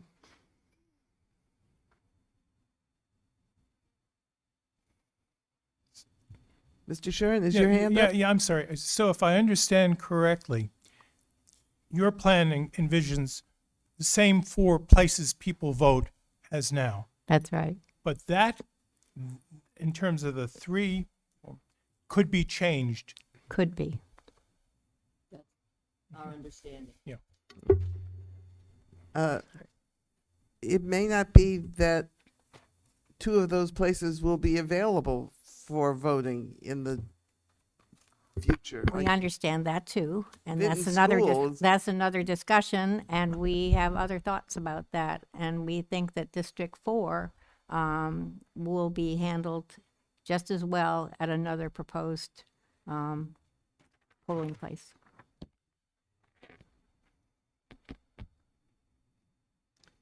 Mr. Osberger. So let me see if I understand this correctly. The town doesn't have jurisdiction to make this call, but we're making a motion to do that. No, that's not what this said. Here's the problem, because we have 2 house districts within the boundaries of the town. Yep. Each voting district has to encompass only 1 candidate. So you can, you can't have a polling place where you vote either for Greg Haddad or for Pat Boyd. You can only vote, there's only 1 choice for a House of Representative in each district. Well, wasn't there a small sliver in the southern western part of Mansfield that was part of like Colchester and Lebanon? That's right. And, did And we that lose that was the 4th voting district. No, didn't that get? So cut out? that's, if you look at this, the 4th voting district now encompasses that area. Right. And the only difference is that we'd have to change the boundaries of the Buchanan School District, because that's where the 50th House seat is going to be voted on. Part of Union and part of. I don't remember where else it I believe goes, that's but what it is. yeah, it's pretty expansive. Mr. Coleman. I'm kind of excited about this District 50 for some reason. Could you tell me which towns are actually in the new District 50? We paid attention to Mansfield. Right. Yeah, because Ms. Ward says it goes north. We paid attention to Mansfield. I heard Chaplin, Oh, Mr. Shakin. No. I will try. Representative Boyd has represented 7 towns for the last number of years: Brooklyn, Pomfret, Eastford, Woodstock. Pomfret, Union, and Woodstock. I Yeah. believe the district is changing to be Brooklyn, Eastford, Pomfret, Union, all of Ashford, part of Mansfield, and maybe one other town as well. Chaplin, maybe? No, Chaplin remains Union? in the 47th Yeah. House District Union? because No. Representative Dubitsky lives I believe there. it is. Thank you, Counselor. I believe it's Union, Ben. Yeah. All right, so, Mr. Shakin, you said it would become clear, so. Well, yeah. Let me explain myself a little, just so the counselors and the public know. When this came up as something that was going to be on our agenda, I have been very interested in how people in this town vote. In particular, some of our polling places and their accessibility to people with disabilities, and how students are asked to vote in Mansfield. And that's why I'm very curious about whether we need to make a final plan for the 54th House District in order to set our sort of elections for basically the next decade. We can always change things, but I think we've done this once before. We changed a few lines mid-cycle in it. It's very confusing for people, and I'd like to try to, my opinion is we ought to try to avoid an election in the fall that then next in 2 years or in the following year, we've made a change. So let me explain both of the things. First of all, 2 of our existing polling places have some issues. Tony mentioned one of them, which is that, as we just heard from the school building committee, Vinton School is not going to be open next year as a school. And so the town is planning on mothballing that facility. And so there will be consequences. We don't know what they are right now for unmothballing it once a year. And then secondly, the Eagleville Firehouse, number one, I've had a longstanding concern standing on that hill every election, greeting voters, watching people who have physical disabilities, elderly people, park and try to hike up the hill in that parking lot, especially that site is not the best site for people with disabilities to access the polling place. Also, having been involved in elections here for a very long time and watched thousands upon thousands of students either be bused by partisan people to the polls or walk sometimes several miles to get to the community center, and having watched Town Hall be inundated with Election Day registration in 2016 and 2018, and of course no one was here in 2020, that I am very interested in trying to figure out if we can work collaboratively with the university in locating a polling place for students to vote on campus. I know that there are issues in terms of the mechanics of how to operate an election. The registrars have some concerns about those ideas. I recognize that, but I want to make sure that we investigate them, investigate if there are ways to overcome some of those concerns to make it work. And my concern about adopting 4 voting districts that don't accomplish any of those goals tonight is that we won't be able to do that. However, if what the answer to my question is true, which is that we can set districts tonight and then undertake that process and potentially redraw districts 1, 2, and 4, or the community center, the firehouse, Vinton. I did ask that question of the Secretary of State's office, and they said, yes, you can do that. Then I would be happy to make a motion to approve this tonight with the understanding that we undertake that collaborative process with any counselor who might be interested and with the appropriate students and people at the university and with obviously the registrar. So I know Ryan has his hand up before I make a motion. Yeah, Ryan, and I think Sam had as well. No. I don't want to put Attorney Deneen on the spot. It sounds like you've been consulting with the subject matter experts in this area in the Secretary of the State's office. But if Attorney Deneen, if you're listening and you have any thoughts on this, because I appreciate the Deputy Mayor's concern about locking into something and then not being able to potentially reverse it later if that's the council's desire. So are you comfortable with the council approving a plan as presented with the ability to modify it before a future election? I am. I have not done an in-depth review of that statute, and I can flip through it, but it comports with what I've seen in the past in other towns in terms of implementing this process. So I'm comfortable with it at that level. So, and I also understand that we do have the timeline that we have to get this into the Secretary of State process.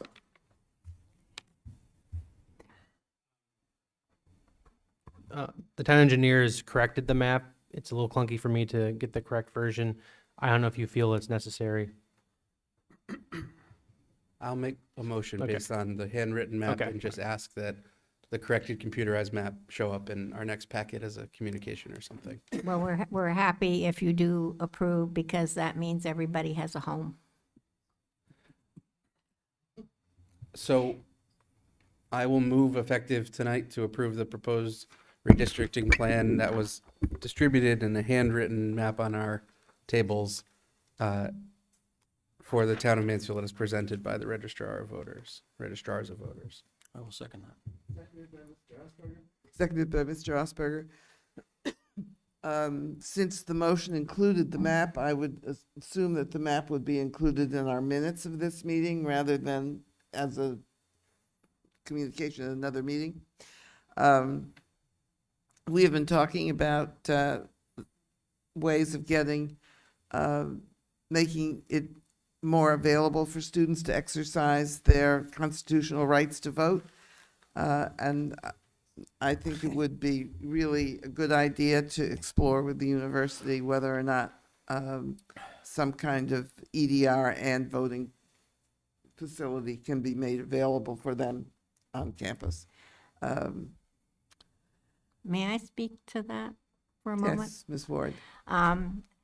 We agree that this is worth looking into, but there's more than UConn. I mean, UConn is a big factor in this, that they can guarantee us what we need for a polling place. And in addition to that, things like they need to hardwire into our system here, and it will slow it down, which is already a slow process, in order to access the state's information. And we'd also have to have IT backup all day long. And also, we need to obtain 3 obsolete tabulators for each polling place and as a backup, which are where we only can get from towns who are downsizing and getting rid of their extra tabulator, which means we're not going to get the best one. The cost runs from $6,000 to $7,000 for each tabulator, and the state is working on replacing the system. And so within a year or two, when they do that, then we would have a better shot at the technology for voting. So there are more than just having UConn agree and then follow through with this agreement. That's our concern. And as far as Vinton being closed, the best spot, as far as we're concerned, is the middle school. They have access to the, is it the gym? And in and out. And they have the parking spaces. So that would be a great spot for a replacement for Vinton. And then while that isn't actually in the district, we can set polling places that are in the vicinity. So that would be our choice if we could have that. And that's town operated. And when they're town operated buildings, we have the greatest support going with IT and all the workers, and we get incredible support from the town here. Mr. Shakin. Thanks. Just in support of this motion, I think it's a perfect time to set up a future discussion to figure all of this out. The middle school is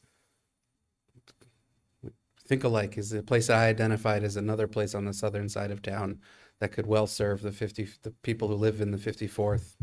And I think there's an opportunity if we are successful in bringing voting onto campus to redraw the remaining off-campus districts so that the community center could take on some of the slack, so that we could figure things out in a way that more evenly drew out the space that we have in town, given that the community center is our largest district by far because of all, as many as 15,000, as many as 8,000 or 9,000 students are registered to vote there sometimes, which is a huge polling place. But they don't show up like that for every election. So what we're asking UConn to do is to dedicate rooms and storage and access. I'm well aware. For every election, Exactly. no matter what. And we would ask the town council to dedicate a budget that would fund all of the work that you have outlined. So again, in support of the motion to adopt the districts tonight and then undertake this process, I think it's a good idea, and we ought to then figure out these details as Vera has brought up. So, Mr. Shakin, what is the actual language of your motion? I already made it. It's to approve this plan. This plan. Do you want the contingent language in it? No, I think it sounds like we have commitment from the registrars to undertake this collaborative process, and I don't think we need it to be voted on by the council to begin. I think we can undertake it with staff support and go from there. Okay. Anybody else wish to speak to the motion? Mr. Augsburger. This is just an aside. Correct me if I'm wrong, but as the two chairs of the prospective parties in town, I would be willing to jump on that committee with you, you and work this out. Terrific. Okay, are we ready to vote? All those in favor of this motion, please raise your hand. And that's unanimous. Thank you very much. Thank you very much. We Thank will be you. seeing more of you, I think. And you very thank you much. for all the terrific work you do for the town. Our elections, in spite of the difficulties you guys have had to deal with over time, you really brought us through with shining colors, so thank you. All right, next item is ARPA. Mr. Aylesworth, this is your show.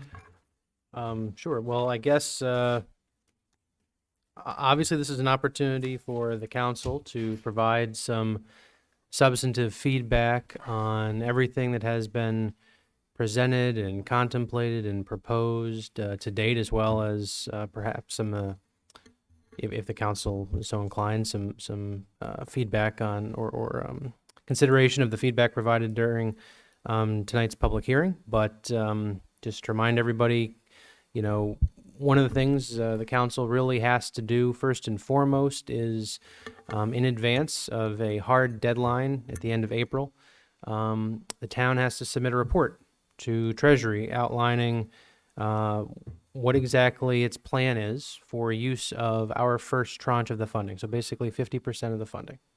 And so that's basically the key deadline that lies in front of us.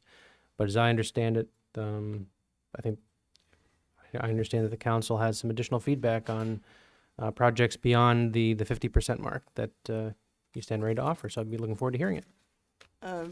Mr. Aylesworth, before we proceed, would you deal with, respond to the question raised by the member of the public who claimed that we are only spending $6,000 on seniors? Yeah, so I think that misunderstanding or information may have come from an earlier version of a handout that the council was provided with. Some of the information has been, you know, sort of recast or consolidated, recategorized, maybe you want to call it, over time. And so there was an earlier version of a summary of the proposed funding that showed $6,000 for that purpose. However, there's actually approximately approximately $75,000 total in funding for nutrition programming. First and foremost, the food programs that are offered and administered out of the senior center. And so there was monies that the Director of Human Services had requested that didn't show up correctly, basically, in an earlier version of the table. So that's since been corrected. So it's far more than $6,000. It's actually an order of magnitude more than that. And I would also, I guess, point to the fact that there's monies that are included in this proposal that would absolutely have a direct impact on the quality of the programming for seniors, including proposed investments in funding municipal facilities upgrade or design of municipal facilities upgrades. There's funding for that in this proposal. And then obviously the funding that the town council's expressed a desire to put in there for funding social service agencies, as well as affordable housing. You know, affordable housing, it's not dedicated senior housing per se, but it would be available to seniors in our community that are on, you know, fixed incomes and meet the income eligibility requirements. So I think that there's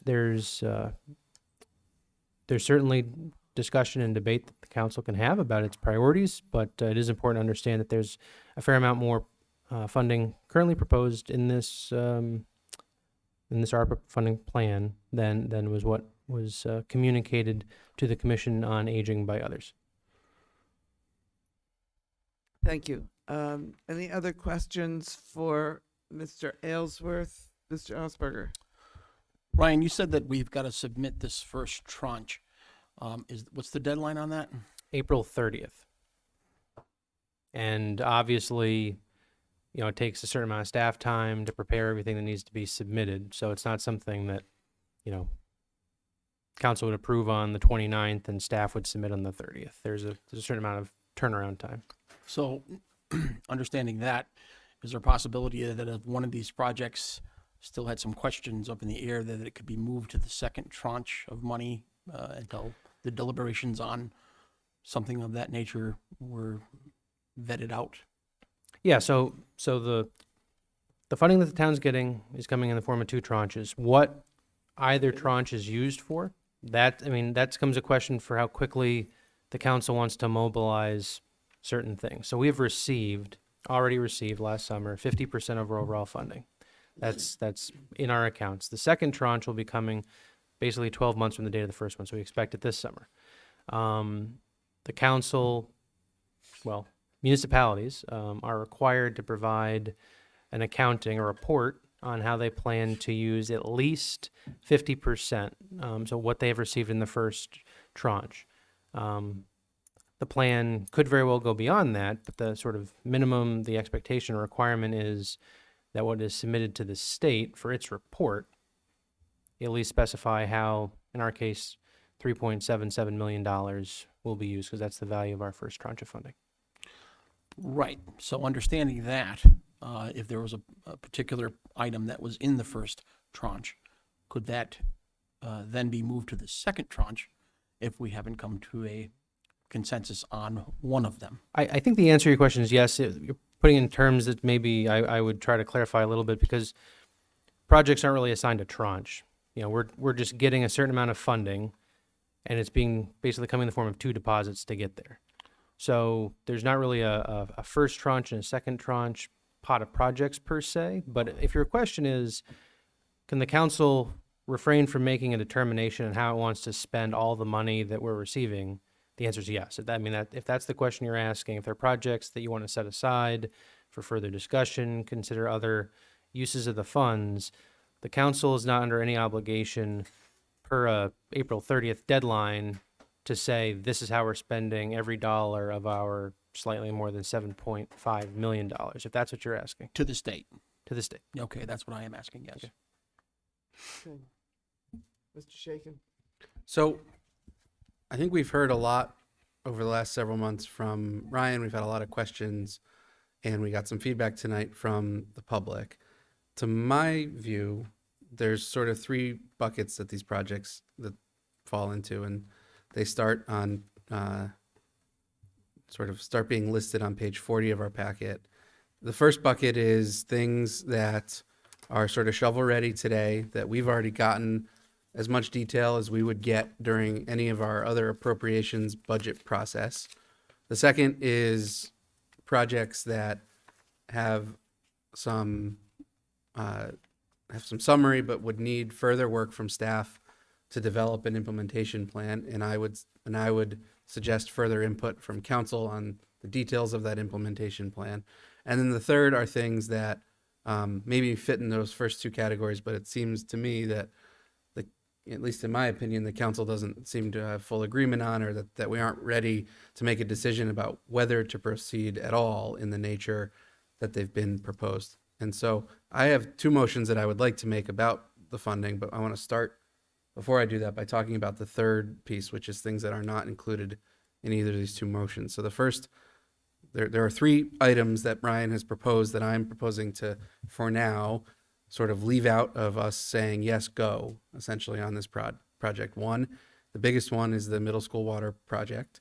And the reason I'm proposing to leave that out is I think there's still some information that I need as a counselor to know whether I'm convinced that the water situation at the middle school needs remediating. Others may not be, but I am.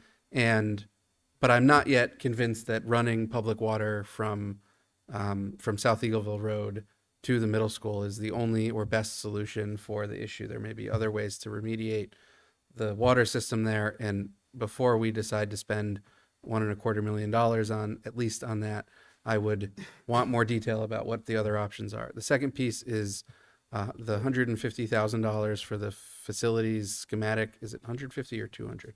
For the facilities schematic design project. This is $150,000. Again, this is work we're going to need to do as a council. This is sort of the next step in our facilities reimagining plan, but we haven't done step one yet, which is received the report from TSKP Studios, which is currently doing an analysis of all of the town's facilities. And so I'm not comfortable today saying, let's spend money on step 2 until we hear about step 1. And then the third piece is the Hunting Lodge Road, 150,000, I believe, for the Hunting Lodge Road neighborhood plan.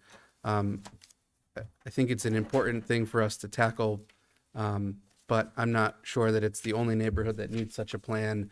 And I want some more details, maybe not this evening, about it before we allocate dollars to it. It's something I haven't heard from the community, at least yet, about there being a need for, and I'm, for one, a little skeptical that a $150,000 consultant plan about that part of town will have much of an impact in terms of bringing it back to a place of single-family homes that hasn't, frankly, existed there in 30 or 40 years. So those are the things I'm proposing to leave out. And hearing nobody jumping far out of their seats about them, I want to start then with a series of 2 motions, which is the first one is the first group, which is the projects that I think I have enough information on that if we asked Ryan to give us the same level of detail about the expenditure that he would in our normal budget process, that we have that in this packet already. And so I move to authorize the town manager to begin implementing the following components of the ARPA allocation plan as presented to the council. First, the Mansfield Public Library facility improvements for $353,000. Second, the Mansfield Community Center facility improvements for $91,500. Third, the Mansfield Municipal Offices HVAC upgrades for $45,000, losing count. Fourth, the Mansfield Fire Station 307 sleeping quarter upgrades for $130,000. Fifth, the DPW garage sleeping quarters and restroom for $200,000. Sixth, the fire and emergency services apparatus and equipment upgrades for $415,000. 1, 2, 3, 4, 5, 6. Seventh, the enhanced funding for human services programs for $150,000. Eighth, the in the Parks and Recreation master planning and improvements to open space assets item, the funding to support the hiring of a consultant to create a master plan for Mansfield Parks, which is estimated at approximately $100,000. And finally, eighth, the $1.125 million to replace revenue loss. Is there a second to Mr. Shaken's motion? Mr. Ausberger seconds. All right. Speak to your motion. The majority of these projects, thank you, are things that are directly related to getting our municipal facilities sort of fully up to snuff as it relates to air quality in the pandemic, and other pandemic-related issues. So the library includes HVAC.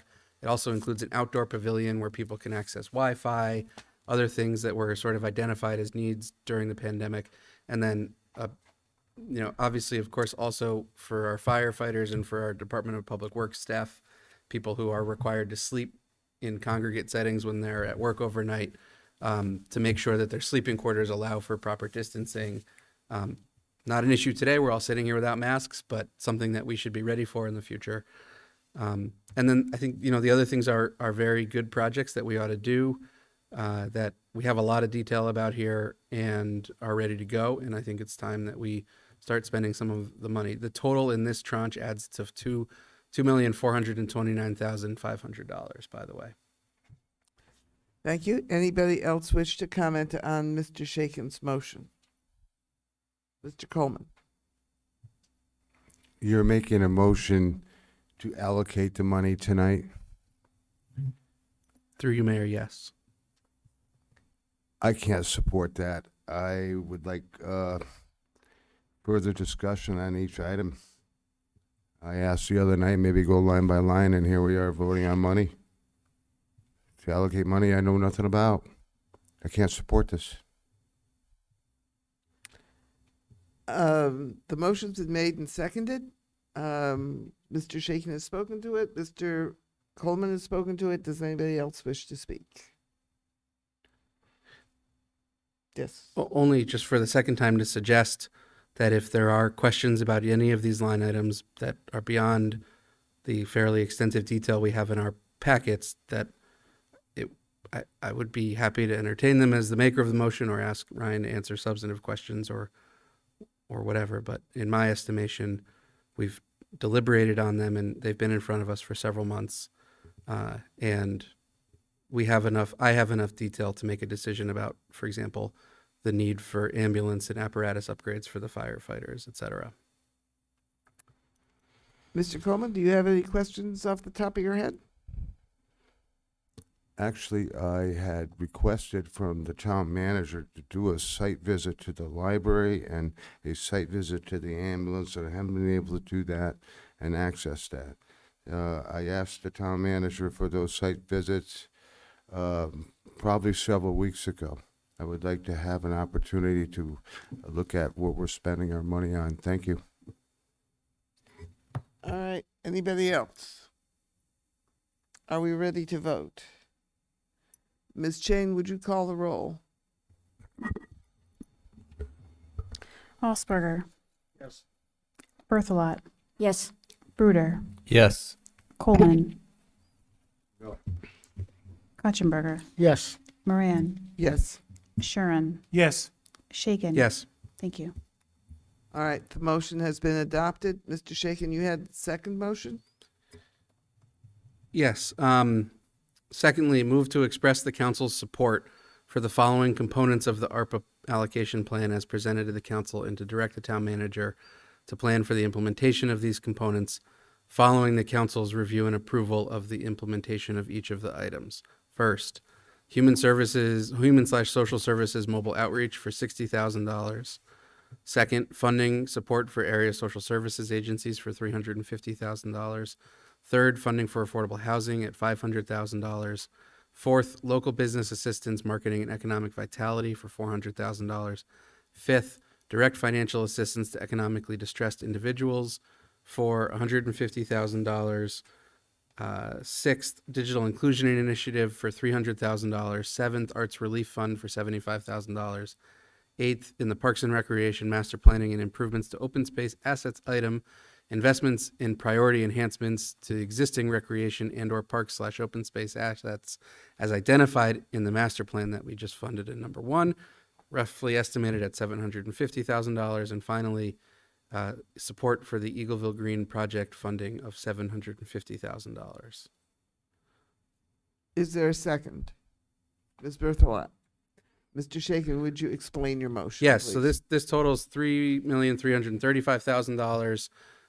These all represent to me items that I agree with in concept, and I hope my colleagues agree with me, but that I need some implementation details about. So, for example, local business assistance, marketing, and economic vitality. We have detail in our packet about that program, but we haven't gone into detail about who could apply for some of these grant fundings and what the application process might be, how we might determine who is eligible for the funding. Same goes for the support for area agencies.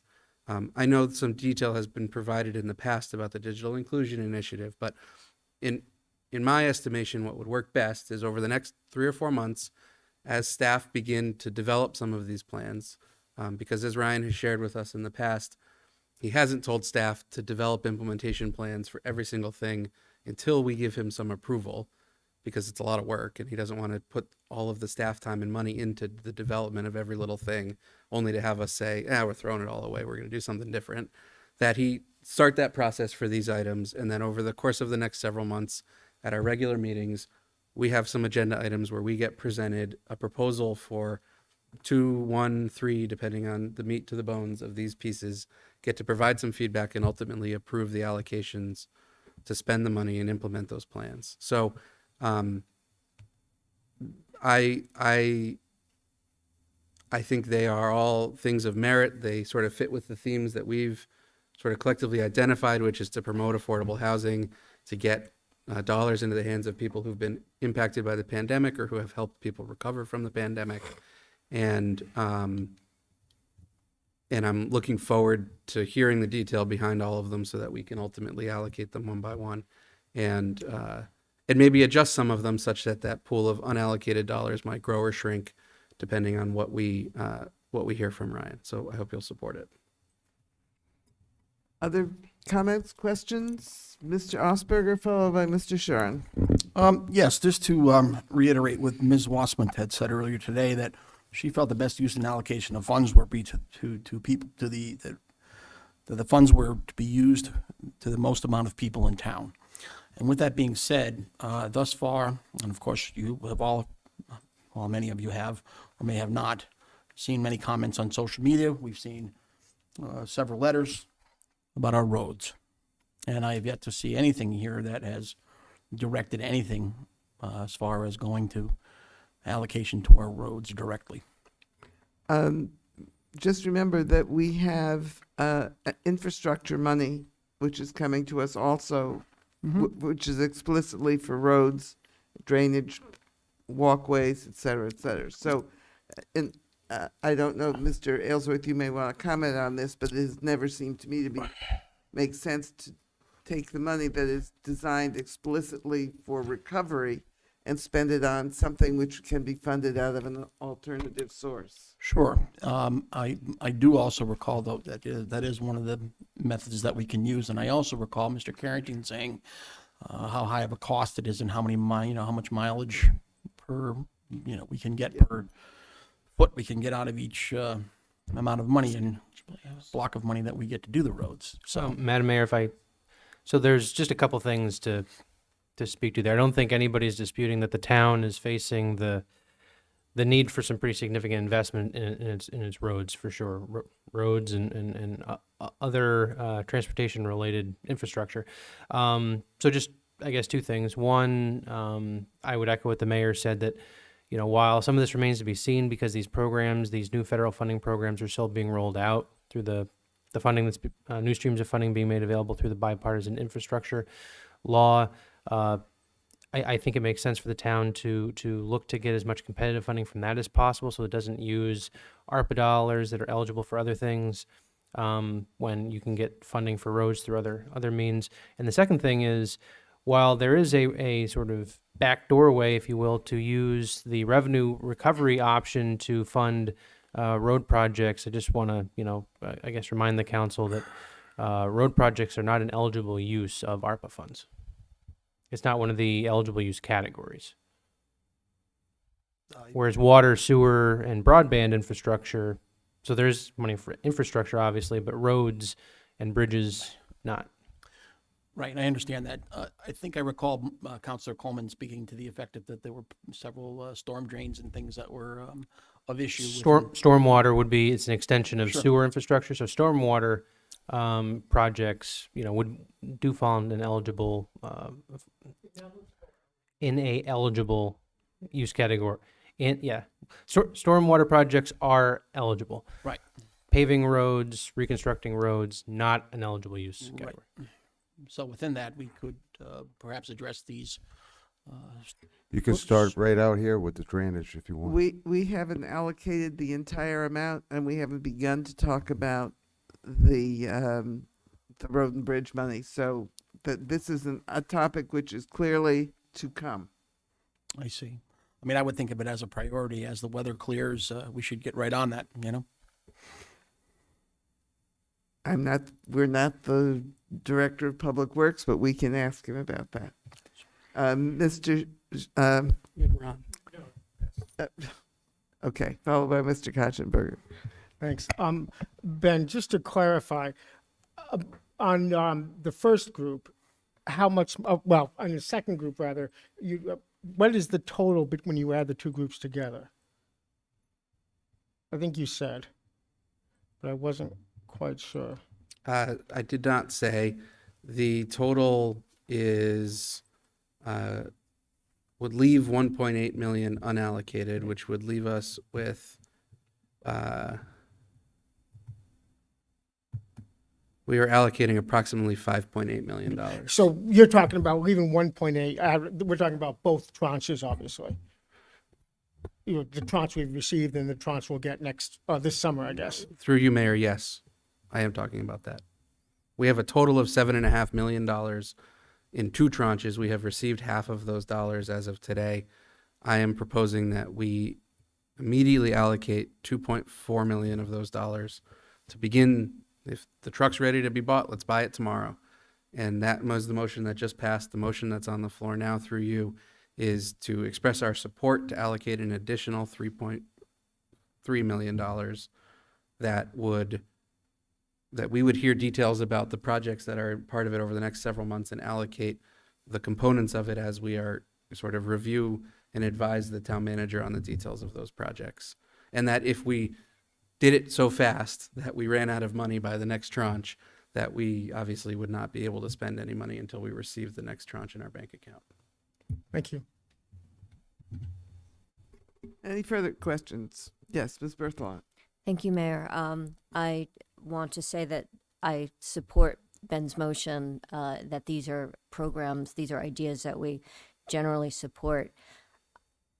As we flush out sort of how they get done, what I would really like to see are the various committees who are involved for the town, the folks who are involved in advocating for these ideas generally, that they get to come to the table and make sure that whatever we do includes their ideas, because they're the closest to the ground as to what the real problems are. So MAC, the Commission on Aging, the affordable housing gets up and running, but the various committees who are most closely working on these problems, I think the community members, like Betty said, make sure if we want to give money to the businesses, that the business community gets the opportunity to tell us what their needs are.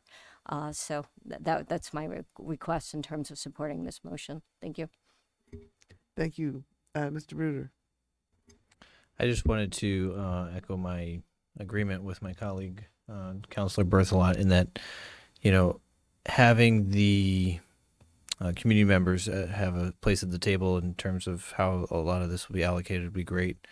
I know I was talking to Sue Bird at the Bagel Zone, and she was kind enough to send in an email that she's interested in trying to figure out the application process. She missed out on the SBA loans and things like that. So having them tell us exactly what would be useful for them and how it could be used, whether it be a business or a nonprofit, I think that that's really worthwhile. And I like the idea of breaking it up into different meetings, so it's not necessarily have to have a special meeting. It can just be prepared as staff is ready. All right, are we ready to vote on Mr. Shaken's motion?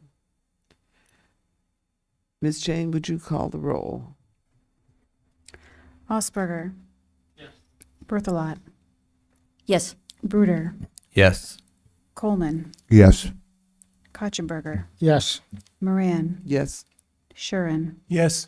Shaken. Yes. Thank you. All right. This feels to me like a real major step. We are finally making some decisions, and I'm really glad to get moving on this. So thank you, everybody. The next item on our agenda is the capital improvement program adjustments. I think this came from the Finance Committee. So, Mr. Kotchenberger? Did. Let me just get to the topic. So essentially what this is it's already been approved for the purchase of the grapple truck. It, like many things, has cost. Turns out it costs approximately $20,000 more than budgeted. So the request is to move $19,000 of that amount from that was allocated for the purchase of mowers and similar equipment, to move that money into the fund for the grapple truck so it can be purchased as quickly as possible. So it's simply reflecting the additional cost of the truck since when it was first approved, and taking the money out of another. Would you make the motion? Yes. I move effective March 14th, 2020, that the town, that's the 14th, 2022, that the town council approve these adjustments to the capital project fund as presented by the Director of Finance in her correspondence dated March 7th, 2022. Okay, does it need a second? Questions for Mr. Kotchenberger? It I doesn't- must say, I did see the cherry picker the other day taking down parts of a tree, and I was wondering, where is the grapple truck? Because clearly, it would be very useful to get the wood off the road. Mr. Coleman, you had your hand up. Yeah, what is the plan used for the grapple truck? How much do you think it's gonna be used, and We'd have to ask the Department of Public Works. We approved the purchase, or the purchase was Yeah. approved. My recollection is that under current circumstances, it takes 2 or 3 men to move the wood onto the existing trucks, and the grapple truck would allow 1 man to lift very large logs into the truck. So it would be a savings of labor.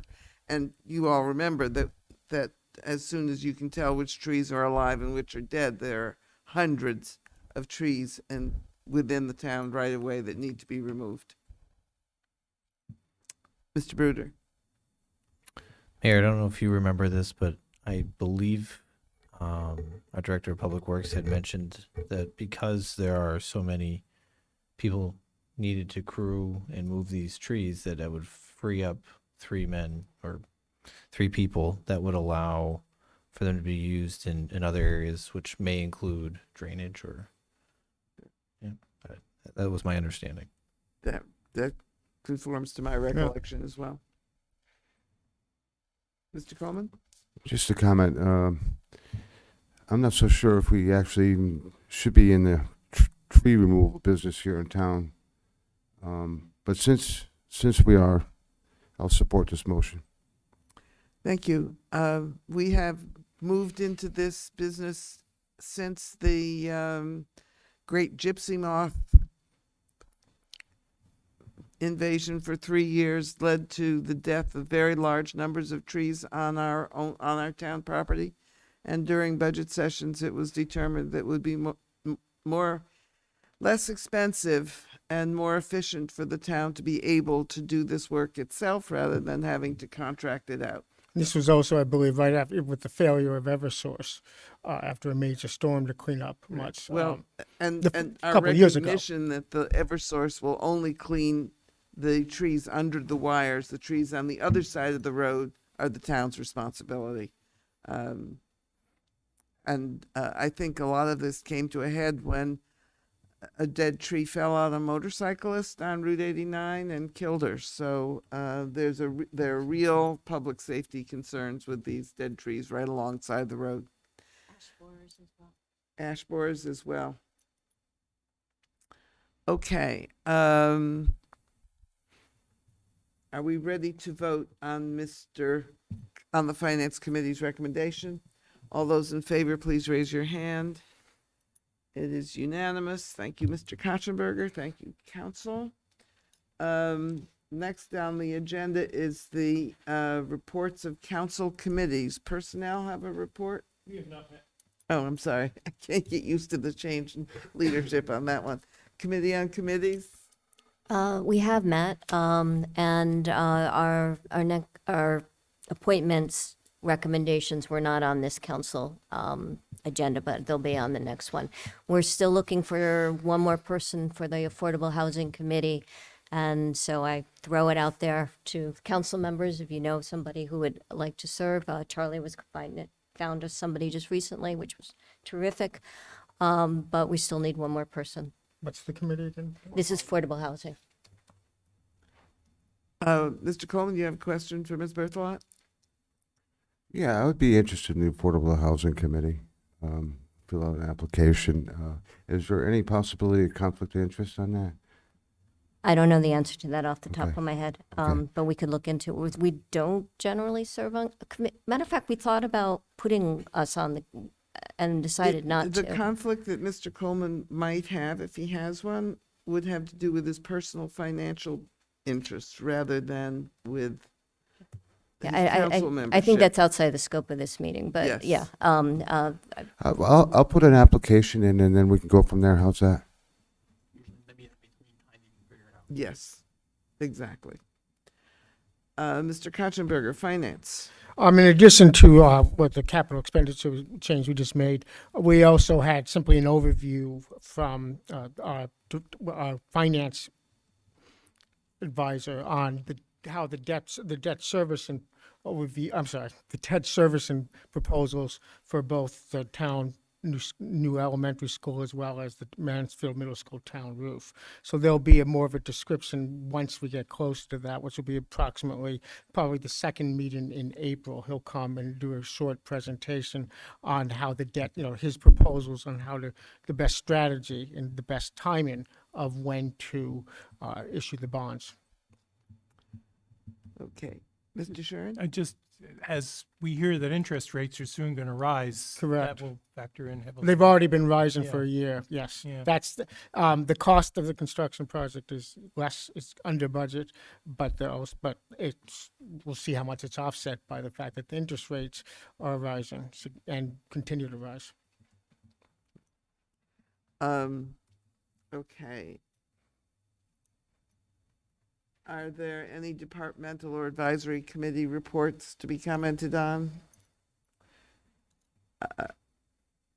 Anything on petitions, requests, and communications? Mr. Coleman? Can I be recognized by the mayor, please? I guess I just was. I would like to propose a motion at this point. On what subject? On the subject I have in front I can read is on conflict of interest. The first thing you need to do is to move to add the issue to the agenda. Is that necessary? Yes. Are you sure of that, Madam Mayor?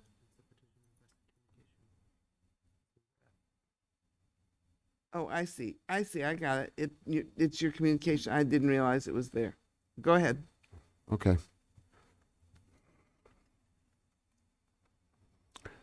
Move effective March 14th, 2022 to rescind the vote made by the town council during the regular meeting on February 28th, 2022 regarding the contract between the town of Mansfield and the Mansfield Discovery Depot.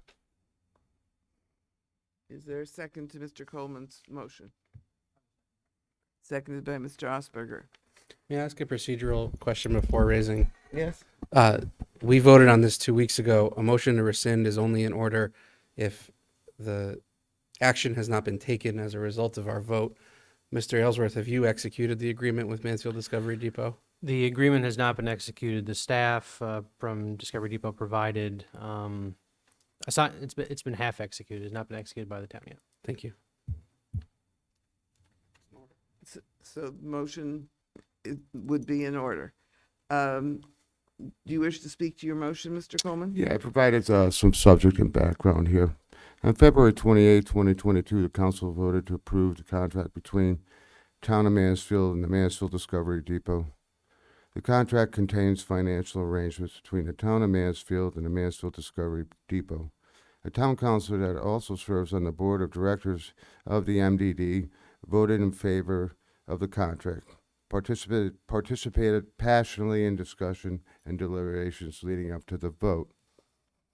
Councilor Coleman also serves on the board of directors of the Mansfield Downtown Partnership, raised his concern about this possible conflict of interest in his capacity as a town councilor and as a member of the board of directors of Mansfield Downtown Partnership and with the Mansfield Board of Ethics and the town attorney on March 3rd, 2022. Coleman hasn't heard back from the town attorney, but did get a response from the Board of Ethics. Do you want me to read what John's response was, or has everybody read it? It's in our packet. It's in the packet? Our packet, so Okay, you don't good. need to read Okay. it. Further discussion on this. I'm concerned for not myself. I'm concerned for all of us. I don't want to see us get in any sort of trouble with conflicts of interest. That's why I asked for clarification on this to protect us all. I got differing opinions on this. That's why I'm asking tonight to rescind the vote until I can get a legal opinion from our town attorney. Perhaps he's still here, or maybe he's home in bed. That is why I'm asking to rescind the vote. Further comment? Mr. Katzenberger? More, I guess, on the merits, but the conflict of interest under our own code has to be a financial interest. It's not, it is not simply, and I see nothing in it, in the conflict code, and I looked at it again today, that would create a conflict of interest to have someone serve on that, who's otherwise eligible to serve on any of these boards and also on the town council.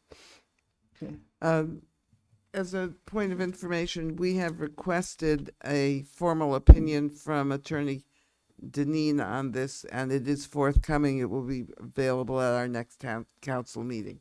Mr. Osberger. Did. Let me, I'll look at it again. But Ben, you had been. Mr. Shaken first, and then Mr. Katzenberger. So I have a question related to item E, F in our packet, the email that's copied here between Councilor Coleman and John DeWolf, who's a member of the Board of Ethics. Through you, Mayor, did Councilor Coleman obtain an official opinion from the Board of Ethics, or is this a email representing John DeWolf's personal opinion? In my email conversation with Mr. DeWolf, he did not ask for a board ruling on this request.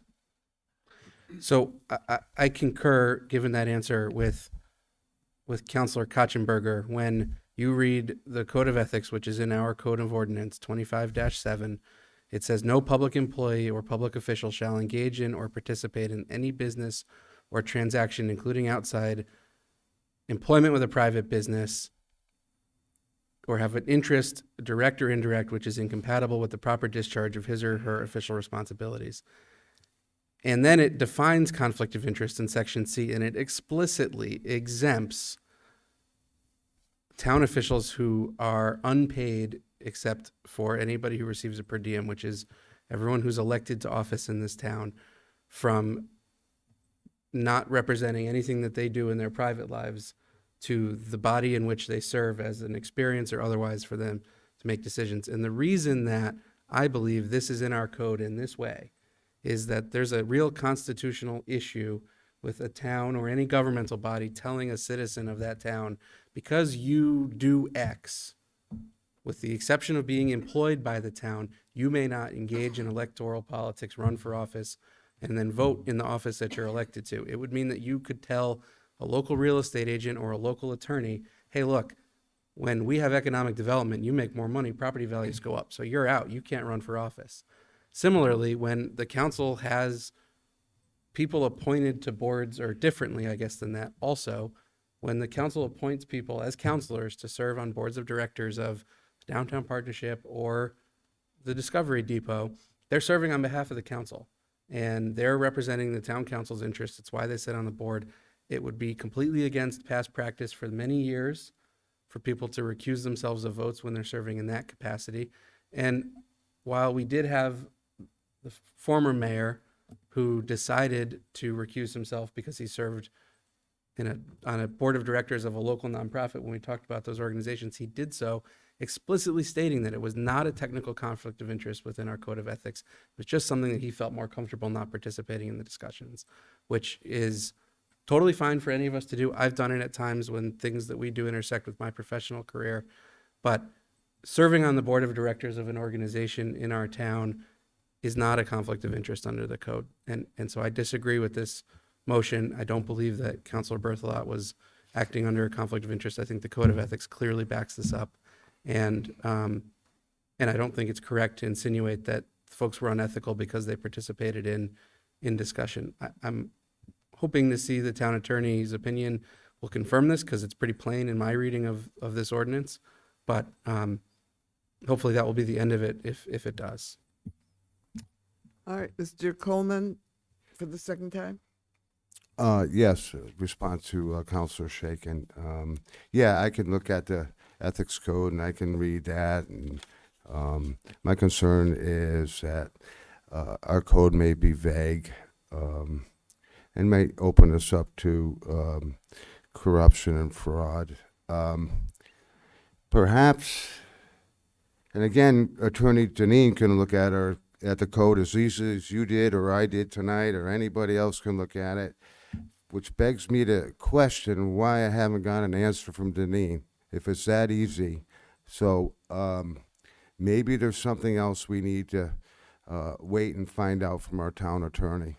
And all I'm asking is to rescind the vote and table it until we get a legal opinion. That's what I'm asking. Thank you.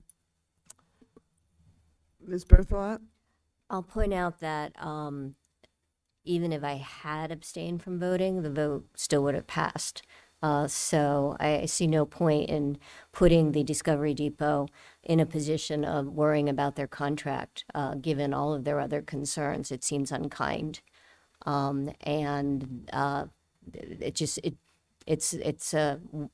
It's a discussion to be had about this particular point, but wouldn't change the outcome of the actual decision.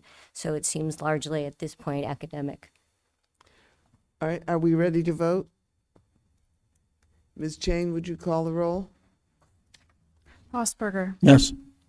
Berthelot, No. Bruder, No. Coleman, Yes. Kotchenberger, No. Moran, No. Sharon, No. Shaken. No. Thank you. The motion fails. Madam Mayor, you were correct. You said I was going to lose. Thank you. We have had this discussion in the past. For years, on and off. Yes, and the ethics code as it's drafted is not vague. It is very explicit, and it was based on a model code suggested by the state legislature, in fact, which adopted something different. But it's also based on years of challenges, legal challenges to the Federal Hatch Act, which limited the ability of federal bureaucrats to do all kinds of things. But so it's very narrow. It says your conflict of interest exists around your personal financial interest. Otherwise, we could not have anybody on a board of education who had or had ever had children in schools. And we explicitly look for people who are stakeholders in our systems, but ask them to recuse themselves on anything which might have an impact on their personal financial health. So with that, for future agendas, I have a request for a future agenda. One of the issues that's been brought to our attention is a question about senior housing. It's been a long time since we talked to Masonacare.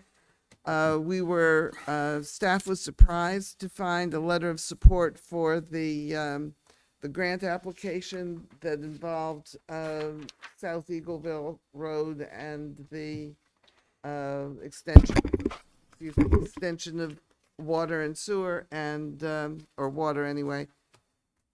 I don't remember for sure which it was. But it was also, we got a letter of support from Masonacare, so it seems to me it's time to reopen this discussion.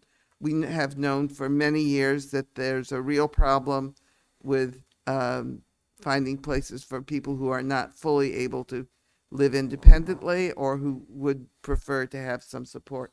So it's time. Any other items for future agendas, Mr. Osberger? I'm not sure if this is a future agenda or a request, but in going along with Mr. Shaken's questions about the sewer project to the middle school, I would like to request, or the water project, that we take an independent outside source to perhaps, maybe hire them and have them come in and evaluate the system and find out if there are simple things that it needs and get a definitive answer and find out what specifically is the issue. My conversations with water people over the last several weeks appear that it could be something simple, but I'm thinking someone with credentials and a background that can give us an actual answer would probably be in order at this point. I will ask Mr. Aylesworth to consider that as a possibility. Any further requests for future agendas? All right, the next item on our agenda is a motion to adjourn. You guys want to go home? So much easier to have somewhere to go. We finished the meeting earlier. It's great. Should we have had fanfare at the beginning of all this, or? Frankly, Mr. Shaken's motion made this meeting go a lot faster. Motion to adjourn. Moved by Mr. Bruder, seconded by Mr. Osberger. Anybody object? We're adjourned. Recording stopped.